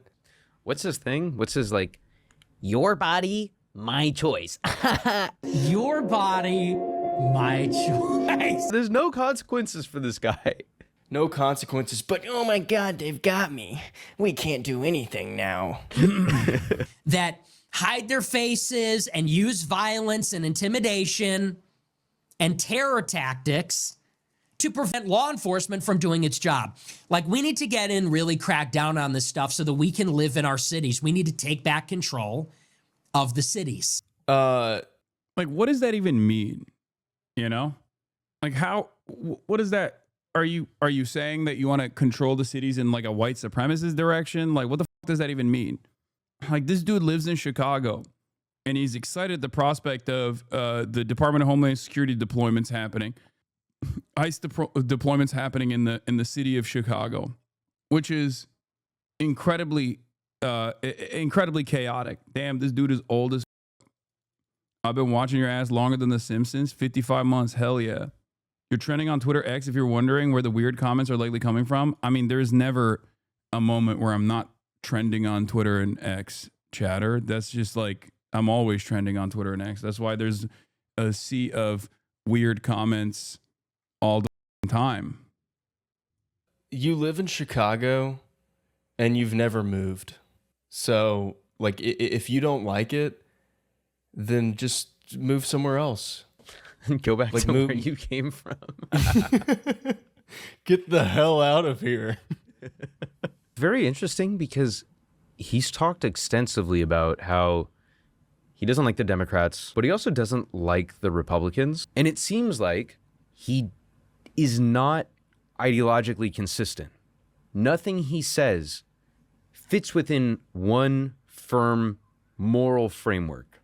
And I think that's part of his appeal. I don't think it's like an intentional thing by him, but I think it's a big reason why so many young folks like him, because you never know what you're going to get next. In many ways, it's like gambling. Yeah. In a way, he just seems like he's the perfect content machine. He's like Mr. Beast. He knows how to get views.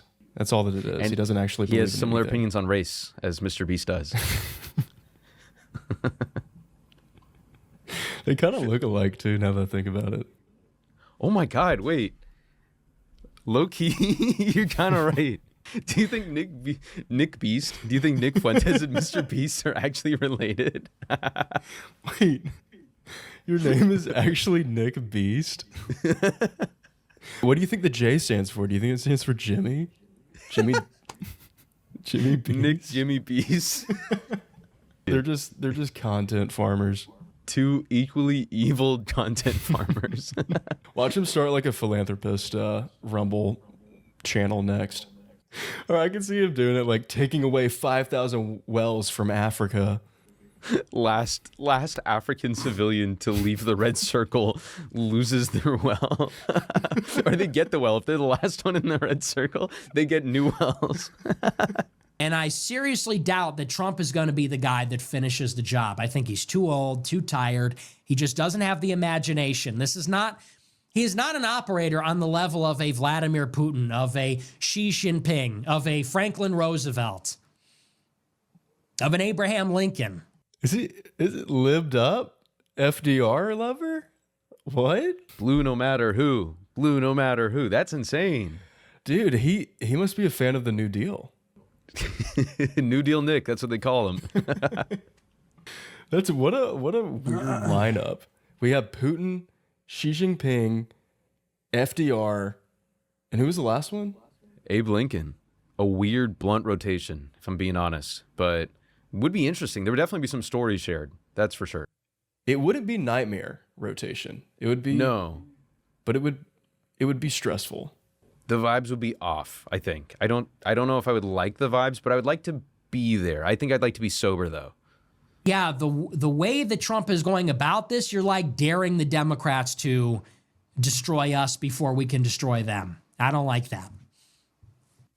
Man, a lot to take away.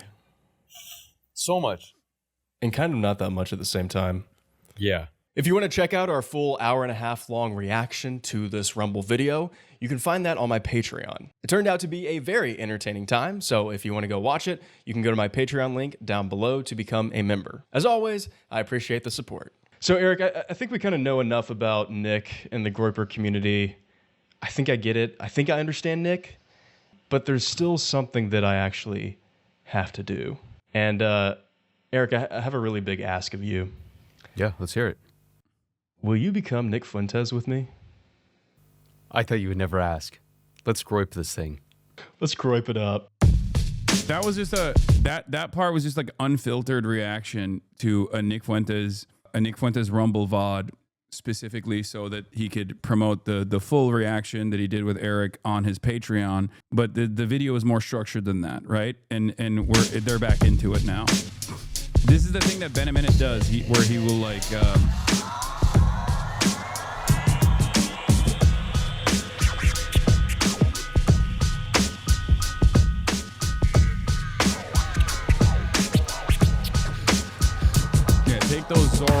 Take those Zoran posters off, Eric. Unfortunately, I don't have any like incels to put on the wall, but I do have this printout of Joseph Stalin, and I figured that if the Groypers just Google Joseph Stalin and go to one of their weird right-wing outlets and see that he killed like, 10 trillion people or whatever it'll say, they might be like, wow, he was super Giga Chad and based. So who knows, maybe that's like step one to radicalizing them.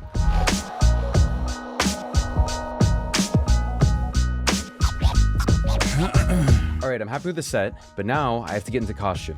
So I'll do a really cool transition in 3, 2, 1. Huh? Pretty. I got a little bit of this, a little bit of that. Need a tie. Also, all right, no now women. I need some kind of profile picture. Okay, first things first, we need to set up some profiles. So we're gonna make a YouTube, an Instagram, a TikTok, and a Twitter. And maybe some Rumbles. Rick.Patriot. But I want to make it Mexican. So, Patriota. Sign up. We're going to do Cooper Liberto.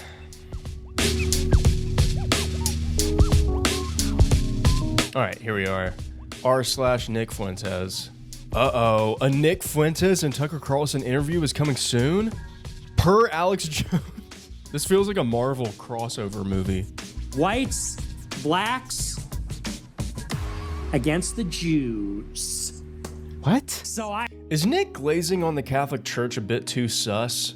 He's a Novus Ordo. He is Novus Ordo. I'm pretty sure this is the same company that makes Ozempic.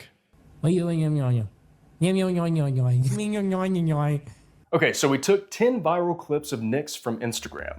We transcribed them and then replaced the racist, sexist right-wing words and phrases with woke left-leaning ones, thus taking the Groyper rhetoric and vibe and rebranding it to be, well, the opposite of the original Fuentes message. In doing this, we were hoping that the algorithms would get confused by our content and still push it to the Groyper community.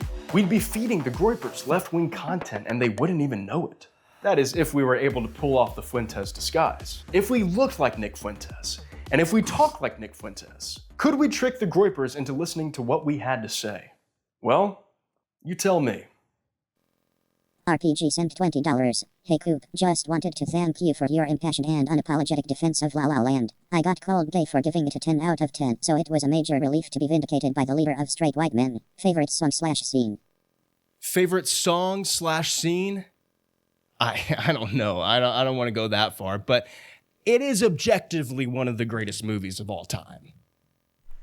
The job market is cooked. It's cooked because of H-1B visas. It's cooked because of high-skilled and low-skilled immigration. Has the GOP done anything about that? Absolutely not. The job market is cooked. It's cooked because of the billionaires. It's cooked because the 10 richest men in America own more than the bottom 150 million combined. Has the GOP done anything about that? Absolutely not. Why do you have this job? You don't know anything. You're an idiot. You're like, you can't tell me anything I don't know. As a matter of fact, you couldn't name 5 countries. You couldn't tell me what continent China's in. How do you have a job? How are you getting paid? Like, these are secondary memes. You know what I mean? Like, they're taking Nick Fuentes rants that are anti-immigrant and then turning it into a secondary meme of like, haha, like this, to say like, haha, like I'm not racist, but sometimes I have racist opinions when the immigrant DoorDasher forgets to give me a straw for my drink. This right here on the left is it's taking a white supremacist neo-Nazis commentary against immigrants, explaining the joke. Dude, I'm explaining to you why this kind of stuff is relevant and also works on liberals, that like apolitical people. Do you not get it? I'm explaining to you how propaganda works. I'm explaining to you how this also normalizes dude is racist and you promoting him.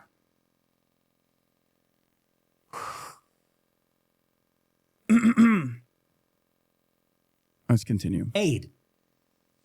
Why do you have a job? You don't know anything. You're an idiot. You're like, you can't tell me anything I don't know. As a matter of fact, you couldn't name 5 countries. You couldn't tell me what continent China is in. How do you call this your job? How do you get to make a living just because you bought an apartment for $20 back in 1986? How is that your job? I want this guy dead. And I wish Hitler would kill him. I wish Hitler would have killed him. If I was in a room with Hitler and that guy, me and Hitler would team up and fuck that guy up. We would kill that guy. I want this guy dead. I wish John Brown would kill him. I wish John Brown would have killed him. If I was in the room with John Brown and that guy, me and John Brown would team up and beat the f out of that guy. We would kill that guy. John Brown would hold him down and I would beat him to death. And we'd high five at the end. You know what my favorite words are when a woman talks? I made cookies. You know what my favorite words are when a woman talks? Let's make cookies together. I love you. I love you. I love you. You're looking for someone. Get over here. I love you. I love you. I love you. Get over here. I made dinner. I made cookies. I made you a sandwich. It's like, wow. You're awesome. Oh, let's make dinner together. Let's make cookies. Let's make sandwiches for each other. It's like, wow. You're awesome. But when women come at me and they're like, you need to do this, you need to do that. I'm just like, shut up! But when a woman comes at me and they're like, I made you a sandwich, I made you cookies, I'm just like, shut up. Just shut up. So that's just a little advice, little helpful advice for all the women out there trying to secure an awesome guy like me, trying to secure a great husband like me. No women are coming at him. I know. He's talking about his mommy, I think. So that's just a little advice, a little helpful advice for all the women out there trying to secure an awesome guy like me, trying to secure a great husband like me. So we posted the clips to our respective Groyper accounts, Rick Patriota and Cooper Liberto, and then waited to see how they did. While those clips are marinating in the algorithms and we're waiting for those results, I want to talk about some realizations that started to hit me while I was... The last woman that went after Nick maced him at his doorstep? True. And it was an old lady. Becoming Nick Fuentes. Nick Fuentes represents a new kind of right-wing figure, obsessed with vice signaling, a race to the bottom to see who can say the most offensive thing. Women actually do come at Nick because they're insane and forget he's gay and he hates them. No, I think that's his gay energy is probably part of the reason why. Women love a messy gay. They do. And Nick Fuentes provides that. And his followers are mostly young men who are just angry at the world, who are mistaking shock value for conviction.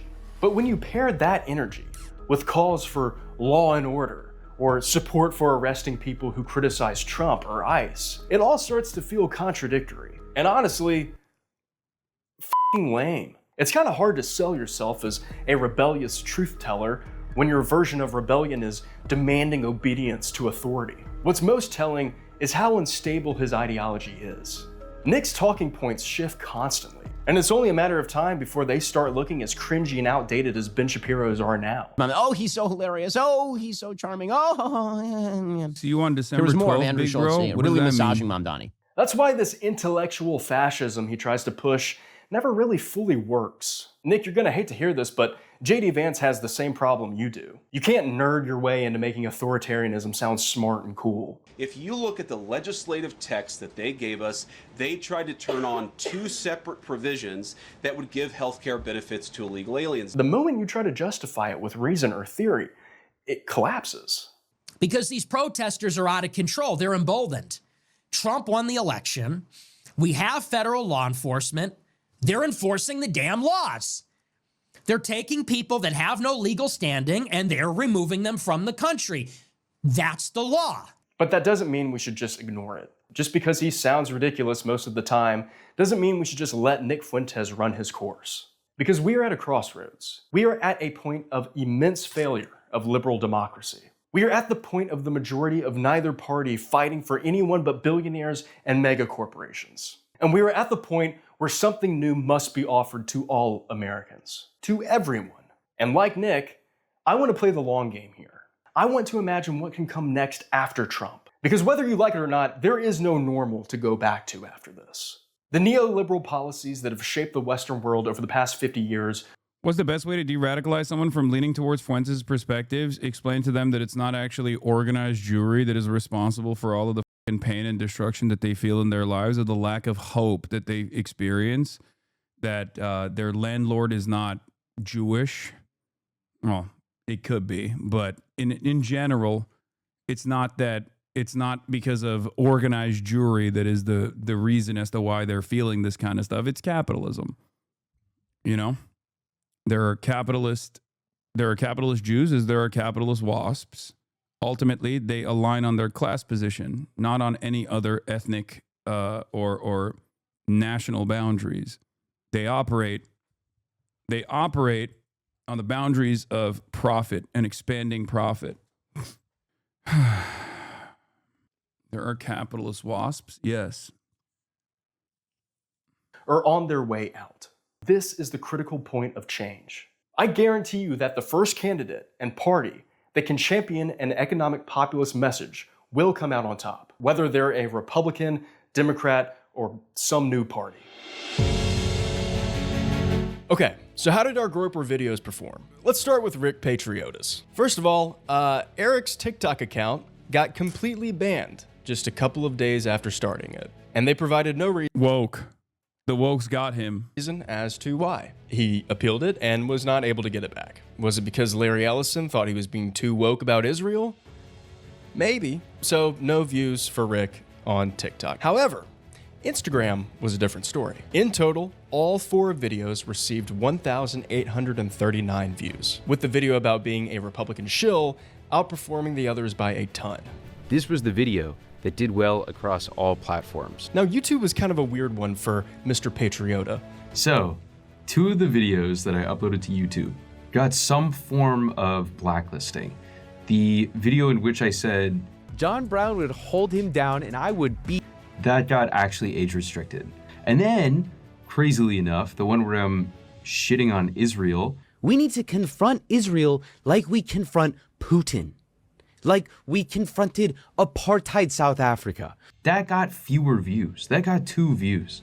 As I uploaded that immediately got buried in the algorithm. My only criticism of this style for Benaminute is that I think he does a great job with these videos, but he needs to let it cook more, because I don't think, as a content creator, I will say this hasn't cooked enough for them to basically figure out what is getting boosted and what's not getting boosted. I feel like you need at least more time. I know it's like virtually impossible to churn out content at a rapid clip to to produce a valid argument and also simultaneously put enough effort onto the testing side, like the A/B testing side. But the reality of the matter is, like, you need to keep pumping this shit for like at least 2 to 4 months. I know it's not possible to do because you can't do both at the same time. Like, you can't just basically make videos. If your primary focus is like making videos, it's going to be impossible for you to make these sorts of videos and also do this with regular frequency.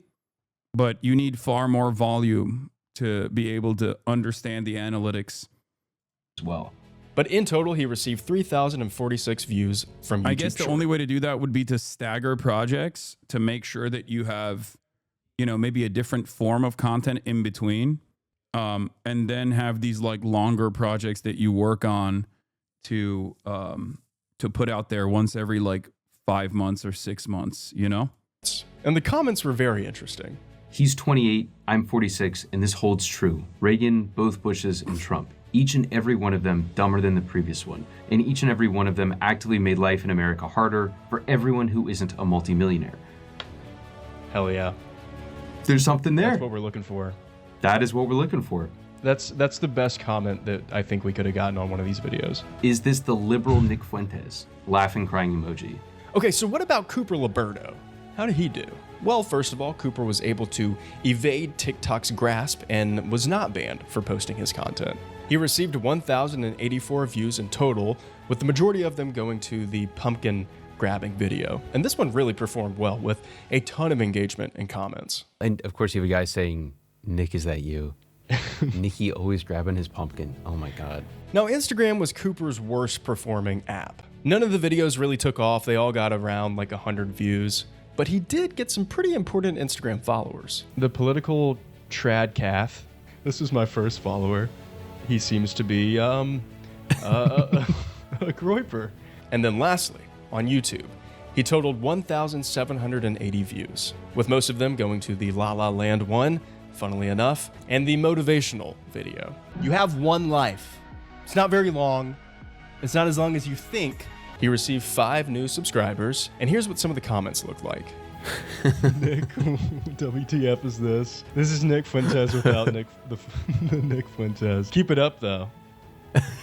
Your first video on the platform for TikTok always gets an extra boost because they want to embolden people to post more if it's a decent video and goes viral. This is a presumption, but it's pretty well known at this point. Yeah, that makes sense.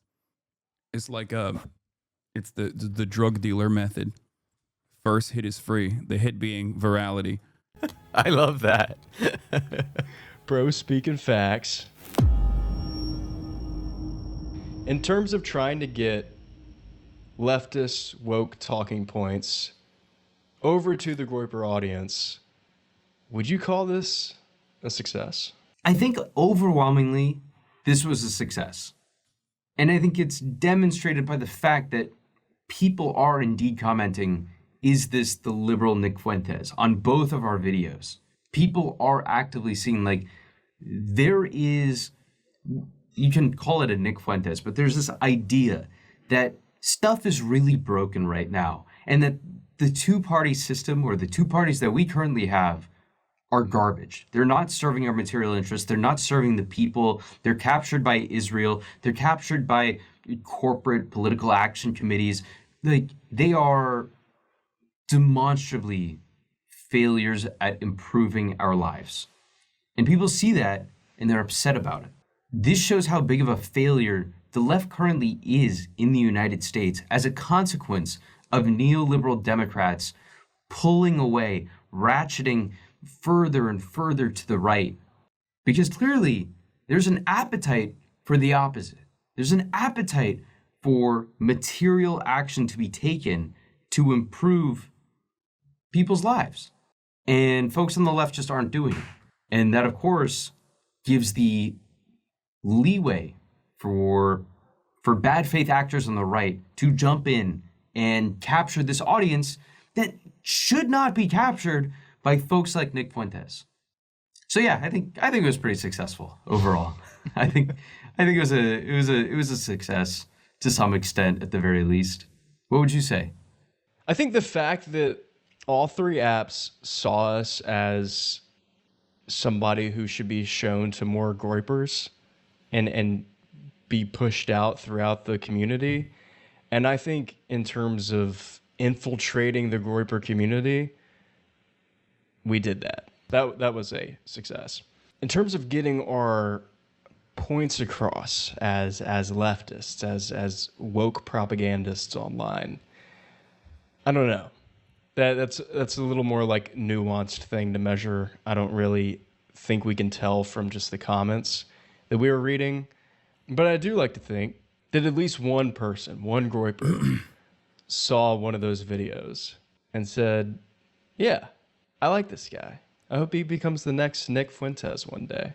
If you really want to like change people's opinions, the real way you do that, of course, it starts with the media, but it can't be overstated how much of it has to come from the politicians who enact policies to change like the literal way I live, to change my bank balance, to change the food that I put on the table, to change the roof over my head. If they are not able to do that, none of my opinions will change beyond what the media will tell me. And I think that is, it's impossible to have a very satisfying conclusion from this when, we're just a couple of... Not to sound like a nerd. Hot take, but I don't think you can save Groypers if you have no empathy as someone over 21. Yeah, but there are a lot of people who are under the age of 21. And no, you can absolutely change everyone's minds. That's just because the one thing that people can't overcome, like propagandists can't overcome, is real existing material harm. That is precisely the reason why you have so many people who experience buyer's remorse after they vote for Donald Trump, right? If that was the case, if people had no capacity to change, especially after experiencing certain forms of harm that they don't like, experiencing certain forms of harm that they directly tie back to this administration's lack of interest in solving any of those problems, there would be no change in people's attitudes. But it's very clear that people who voted for Donald Trump even recognize at this stage that Donald Trump was not great, right? For a million different reasons. The goal for people like ourselves should be to redirect them into a more productive way of thinking rather than just like casting them aside or assuming that there is no way that we can actually change their perspective. It obviously gets more difficult when you think about, older people, for example. Like older people are obviously a lot harder to change the minds of. Having said that, Groypers are a good thing. They aren't compromised by Israel, and I'd rather have that than Israel-obsessed right-wing. I will you. Okay, man. Take a week off and think about that. A lot of weirdos are in the chat today. Yes.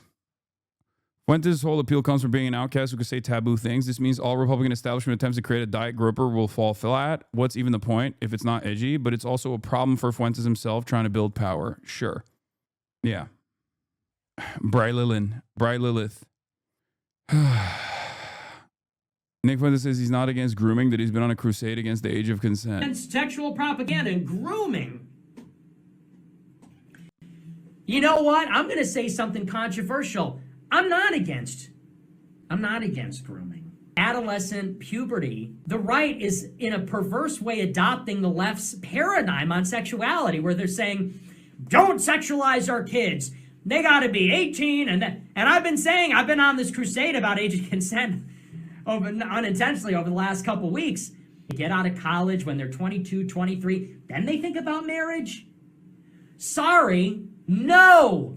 Once again, there is very little daylight between that perspective and what Matt Walsh has said time and time again.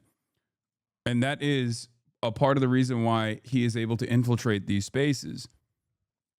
Like, this is why I say there are far more hurdles for those on the left if you are anti-capitalist in terms of penetrating collective consciousness, in terms of penetrating like the ranks of the Democratic Party or like liberal avenues, liberal spaces in general. Okay? Because liberals are also pro-capitalist. Right-wingers are all across the board pro-capitalist. So if you're anti-capitalist in any way, more people are just simply going to be antagonistic to you across the board. That's it. That's why it's a much more difficult endeavor.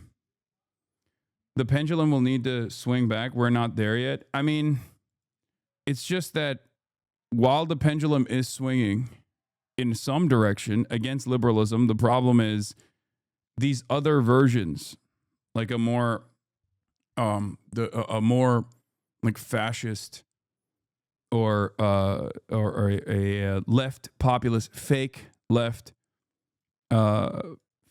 populist position, like the one that Tucker Carlson leans into, especially because they have more institutional legitimacy and also far less enemies than someone who is an anti-capitalist. Those guys will take advantage of the void in the media. They will take advantage of the void in the discourse. They will fill this market demand. Okay? It's not a direct pendulum swing. And it also doesn't happen without people leaning into certain directions. There is just no automatic snapback to woke.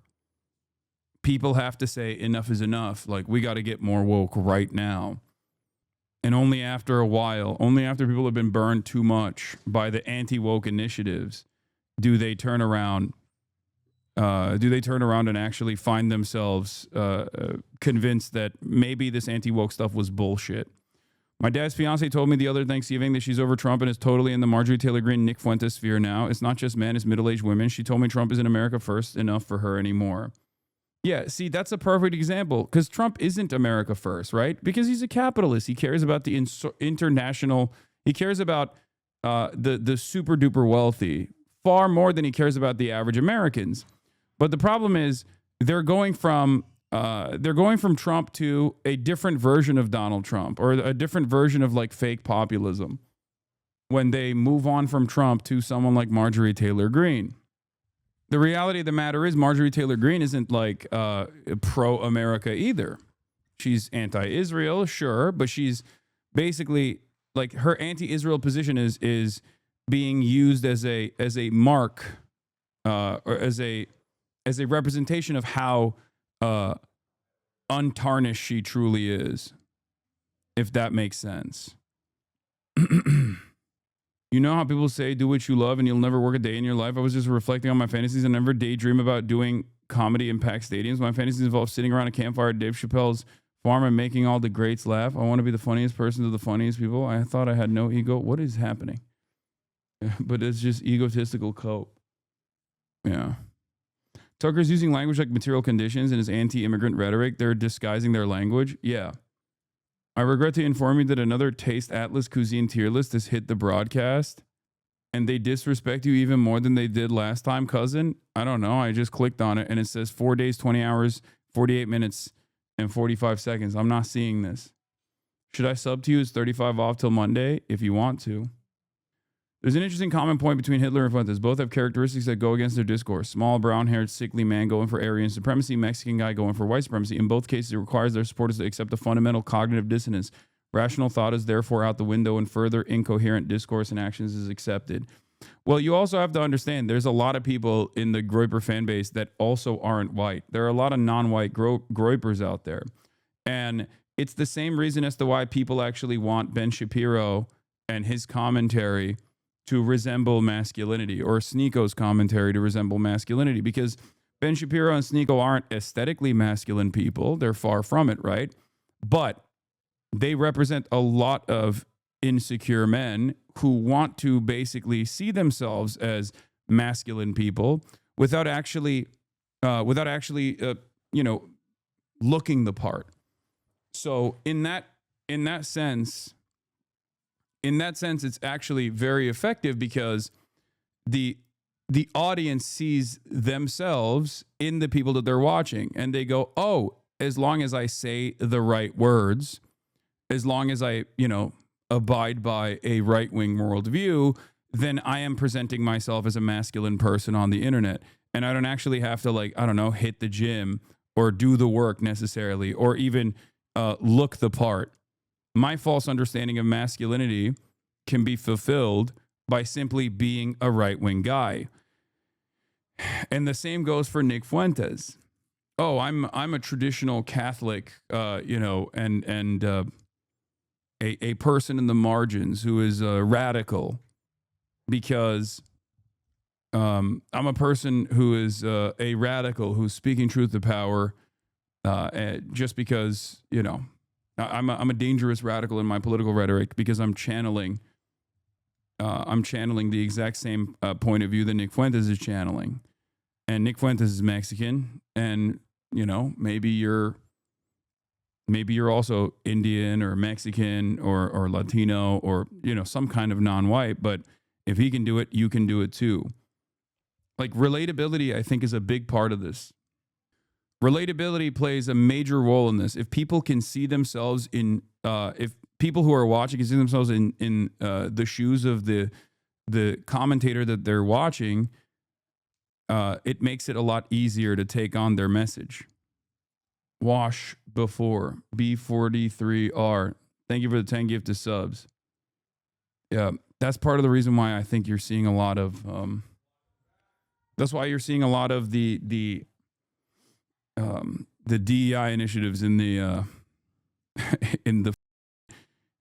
white nationalist movement now. Anyway, I don't relate to you.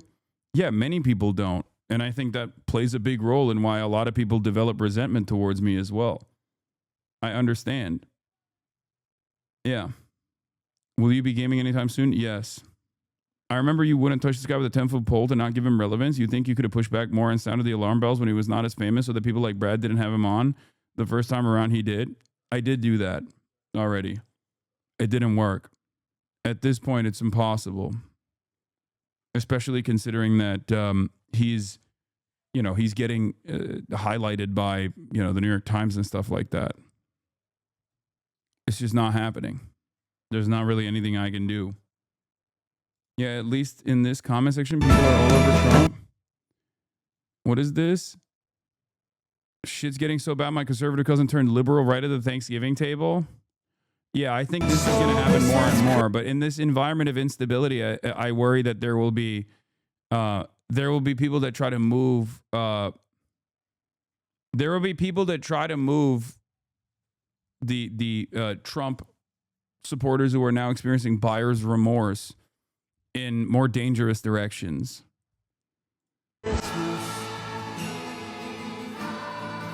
You know what I mean? My conservative uncle who wore a Trump one, get over it shirt last Christmas said, I hate the whole government now, Trump included. Found out that my granddad who voted for Trump and went to our local No Kings rally and spoke out against Trump on the news. Me at the table after my whole conservative family starts talking about how bad Trump is. Uncle apologized for voting for Trump and took full accountability. That's why I think this unique moment is where, Tucker Carlson and Nick Fuentes will be even more dangerous because they are seen as like independent outsiders, truth tellers to different parts of the right-wing movement. And I think in that regard, when there's a lot of people who are looking for alternatives, they can provide a comfortable landing point for many of these guys, not realizing that the reason why you're experiencing this feeling, if you're a conservative who voted for Donald Trump, you're experiencing this anger and resentment because Donald Trump is first and foremost invested in defending capital, defending the interests of the super wealthy. And ironically enough, Tucker Carlson and Nick Fuentes will do the same exact thing. It's because ultimately they're on the same side. Maybe they're a little bit more extreme with their points of view on some of these issues, but I don't think a lot of people are experiencing buyer's remorse with Donald Trump because he's not, deporting enough migrants. I think in many instances, people are experiencing buyer's remorse because they thought deporting migrants would actually lead to some kind of economic improvement in their lives, and it didn't happen. So it's really important to identify that, and it's really important to explain that to people when you see them experiencing this lack of confidence, this lack of faith in the Trump movement, because your rent is still going up. And a lot of these other guys don't actually want to tackle the issue of rent. They're basically doing a more extreme argument of what Donald Trump was saying. Immigrants are the reasons why your rent is high, right? And if we deport enough immigrants, your rent will automatically go down. Okay, we're deporting a bunch of immigrants. Rent is still not going down. So it kind of feels like there's a different reason why rent is not going down, right? The low-hanging fruit to fix things is so obvious, and Trump gives money to Argentina. Yeah, I mean, there's also, there's the issue with healthcare. There's so many different economic issues. The problem is the Democrats, by and large, do not actually represent any of those issues, and certainly do not convincingly represent themselves as champions to tackle these issues. For some, because Trump is so bad in every aspect, for some it'll be because of the Epstein stuff, right? They'll say, what the I thought you were supposed to tackle the deep state, not reveal that you're firmly committed to defending the deep state, right? Like, there will be people that hate him on the Epstein shit. There will be some who might even think, well, I thought you were supposed to not go to, I thought you were supposed to not start wars, and now you're talking about starting a new war in Venezuela. There's going to be people like that too, right? But I think by and large, the biggest chunk of Trump voters that are experiencing discontent are experiencing it. They're experiencing this discontent because Trump said he was going to solve the affordability crisis and has done absolutely nothing to solve the affordability crisis. So if you channel that, and if you focus on that, I think you will absolutely see a lot more success, because Donald Trump personally went back on all of his promises. Whether it be, ending the war that Israel was waging, the genocide in Gaza. He's trying to start another war with Venezuela now. And the mass deportations have been incredibly harmful, and it hasn't actually helped solve the affordability crisis at all. And it's, as a matter of fact, making things worse, whether it be the tariffs, whether it be the instability that he's causing in major cities, deporting these people that are actually productive laborers that play a very important role in our agricultural output. I don't think it's right to assume everyone on the right will be a demagogue grifter. You can get committed white nationalists who do want to improve conditions in the pursuit of their agenda. Yes, but ultimately the question still is this a problem, and will this fix the problem? Let's say the white nationalist gets his agenda across, okay? Let's say the white nationalist gets their agenda across and they start purging the nation of like 60 million people. How is that going to work? You need an industrial scale ethnic cleansing operation. You need to literally change the economy in its entirety to focus in that direction, where all systems are single-handedly all of the manufacturing, all of the labor is single-handedly working across the board in advancing this deportation machine. It would destroy the American economy. It would destroy American way of existence. It would create an environment of complete fear. It would be a much worse version of the little tests that we're experiencing in places like Chicago and places like Los Angeles and North Carolina, and now they're moving in Louisiana as well. Okay? And even if that was successful, even if they were to successfully, create these concentration camps and put every single person that has a little bit of melanin in said concentration camps, right? And you were to do that without, having significant economic hardships, is your life ultimately better? Is that going to improve people's material conditions? No, of course not. So that's my argument at the end of the day, which is that not only is this like an incredibly violent endeavor, but this incredibly violent endeavor actually doesn't have a serious utopian vision at all. There is no positive outcome here. And I think part of the reason why there's no positive outcome here is because the thing that people identify as a major problem is not actually a problem at all. Because fundamentally, there is no difference between a brown American and a white American. They still have the same exact class positions, and they're still American. Some are going to be more productive than others. Some are going to be scientists. Others are going to be landscapers. But there is no specific determination that if you're white, you're going to be the scientist, and if you're brown, you're going to be the landscaper. It's all a product of their material conditions. And if anything, there's actually an advantage to having a bunch of different cultures. There is an advantage to diversity. If anything, it's probably the most significant advantage that the United States of America has had. One of the best qualities of America, one of the most redeemable qualities of American culture and American history is the endless flows of migration into this country that made it the most diverse nation on the planet. It's a good thing. Better food, better culture, better ways of thinking. Because at the end of the day, the planet is very diverse, right? It's played a big role in making America the most dominant force on the planet throughout history. That's why when these guys' starting position is diversity is not our strength. Who says diversity is our strength? It's like everybody, because it is. That's the one area where Republicans do unironically have to play defense and explain why diversity is not people's strength. And the less Democrats actually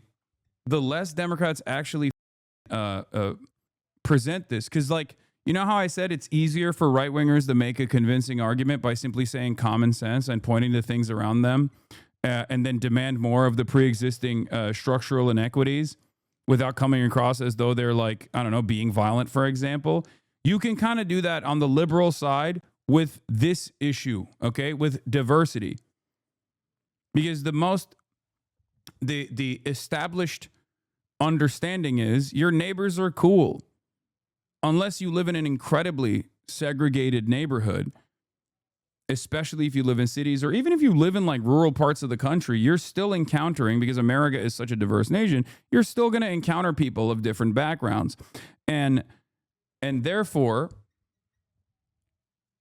it's one of those, it is absolutely one of those points where liberals can simply go, the f*** do you mean diversity is not our strength? It certainly is a good thing. Why is it a bad thing?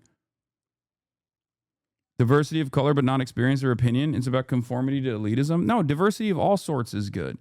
Diversity of background, diversity of ideology, diversity of opinion, diversity of experiences. These are all good things, ultimately. It is one of the...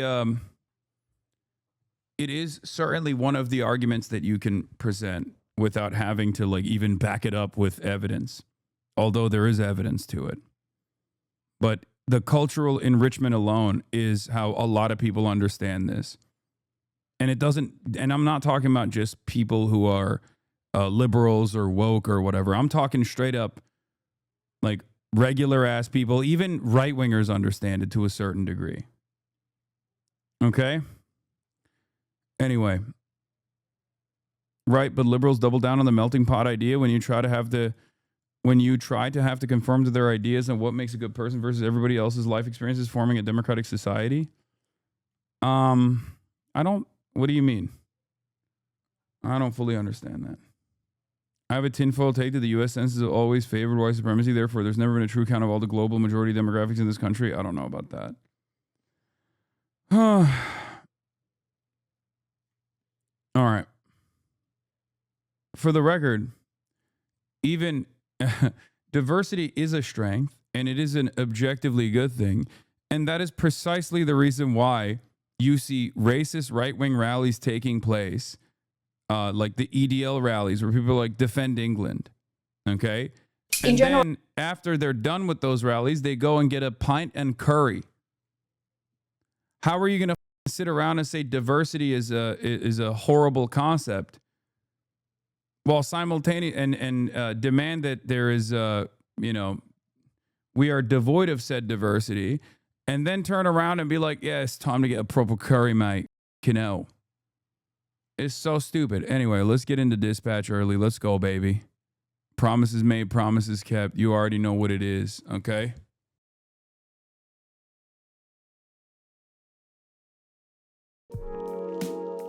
Hasan Reactions is one of the best ones in the React channel.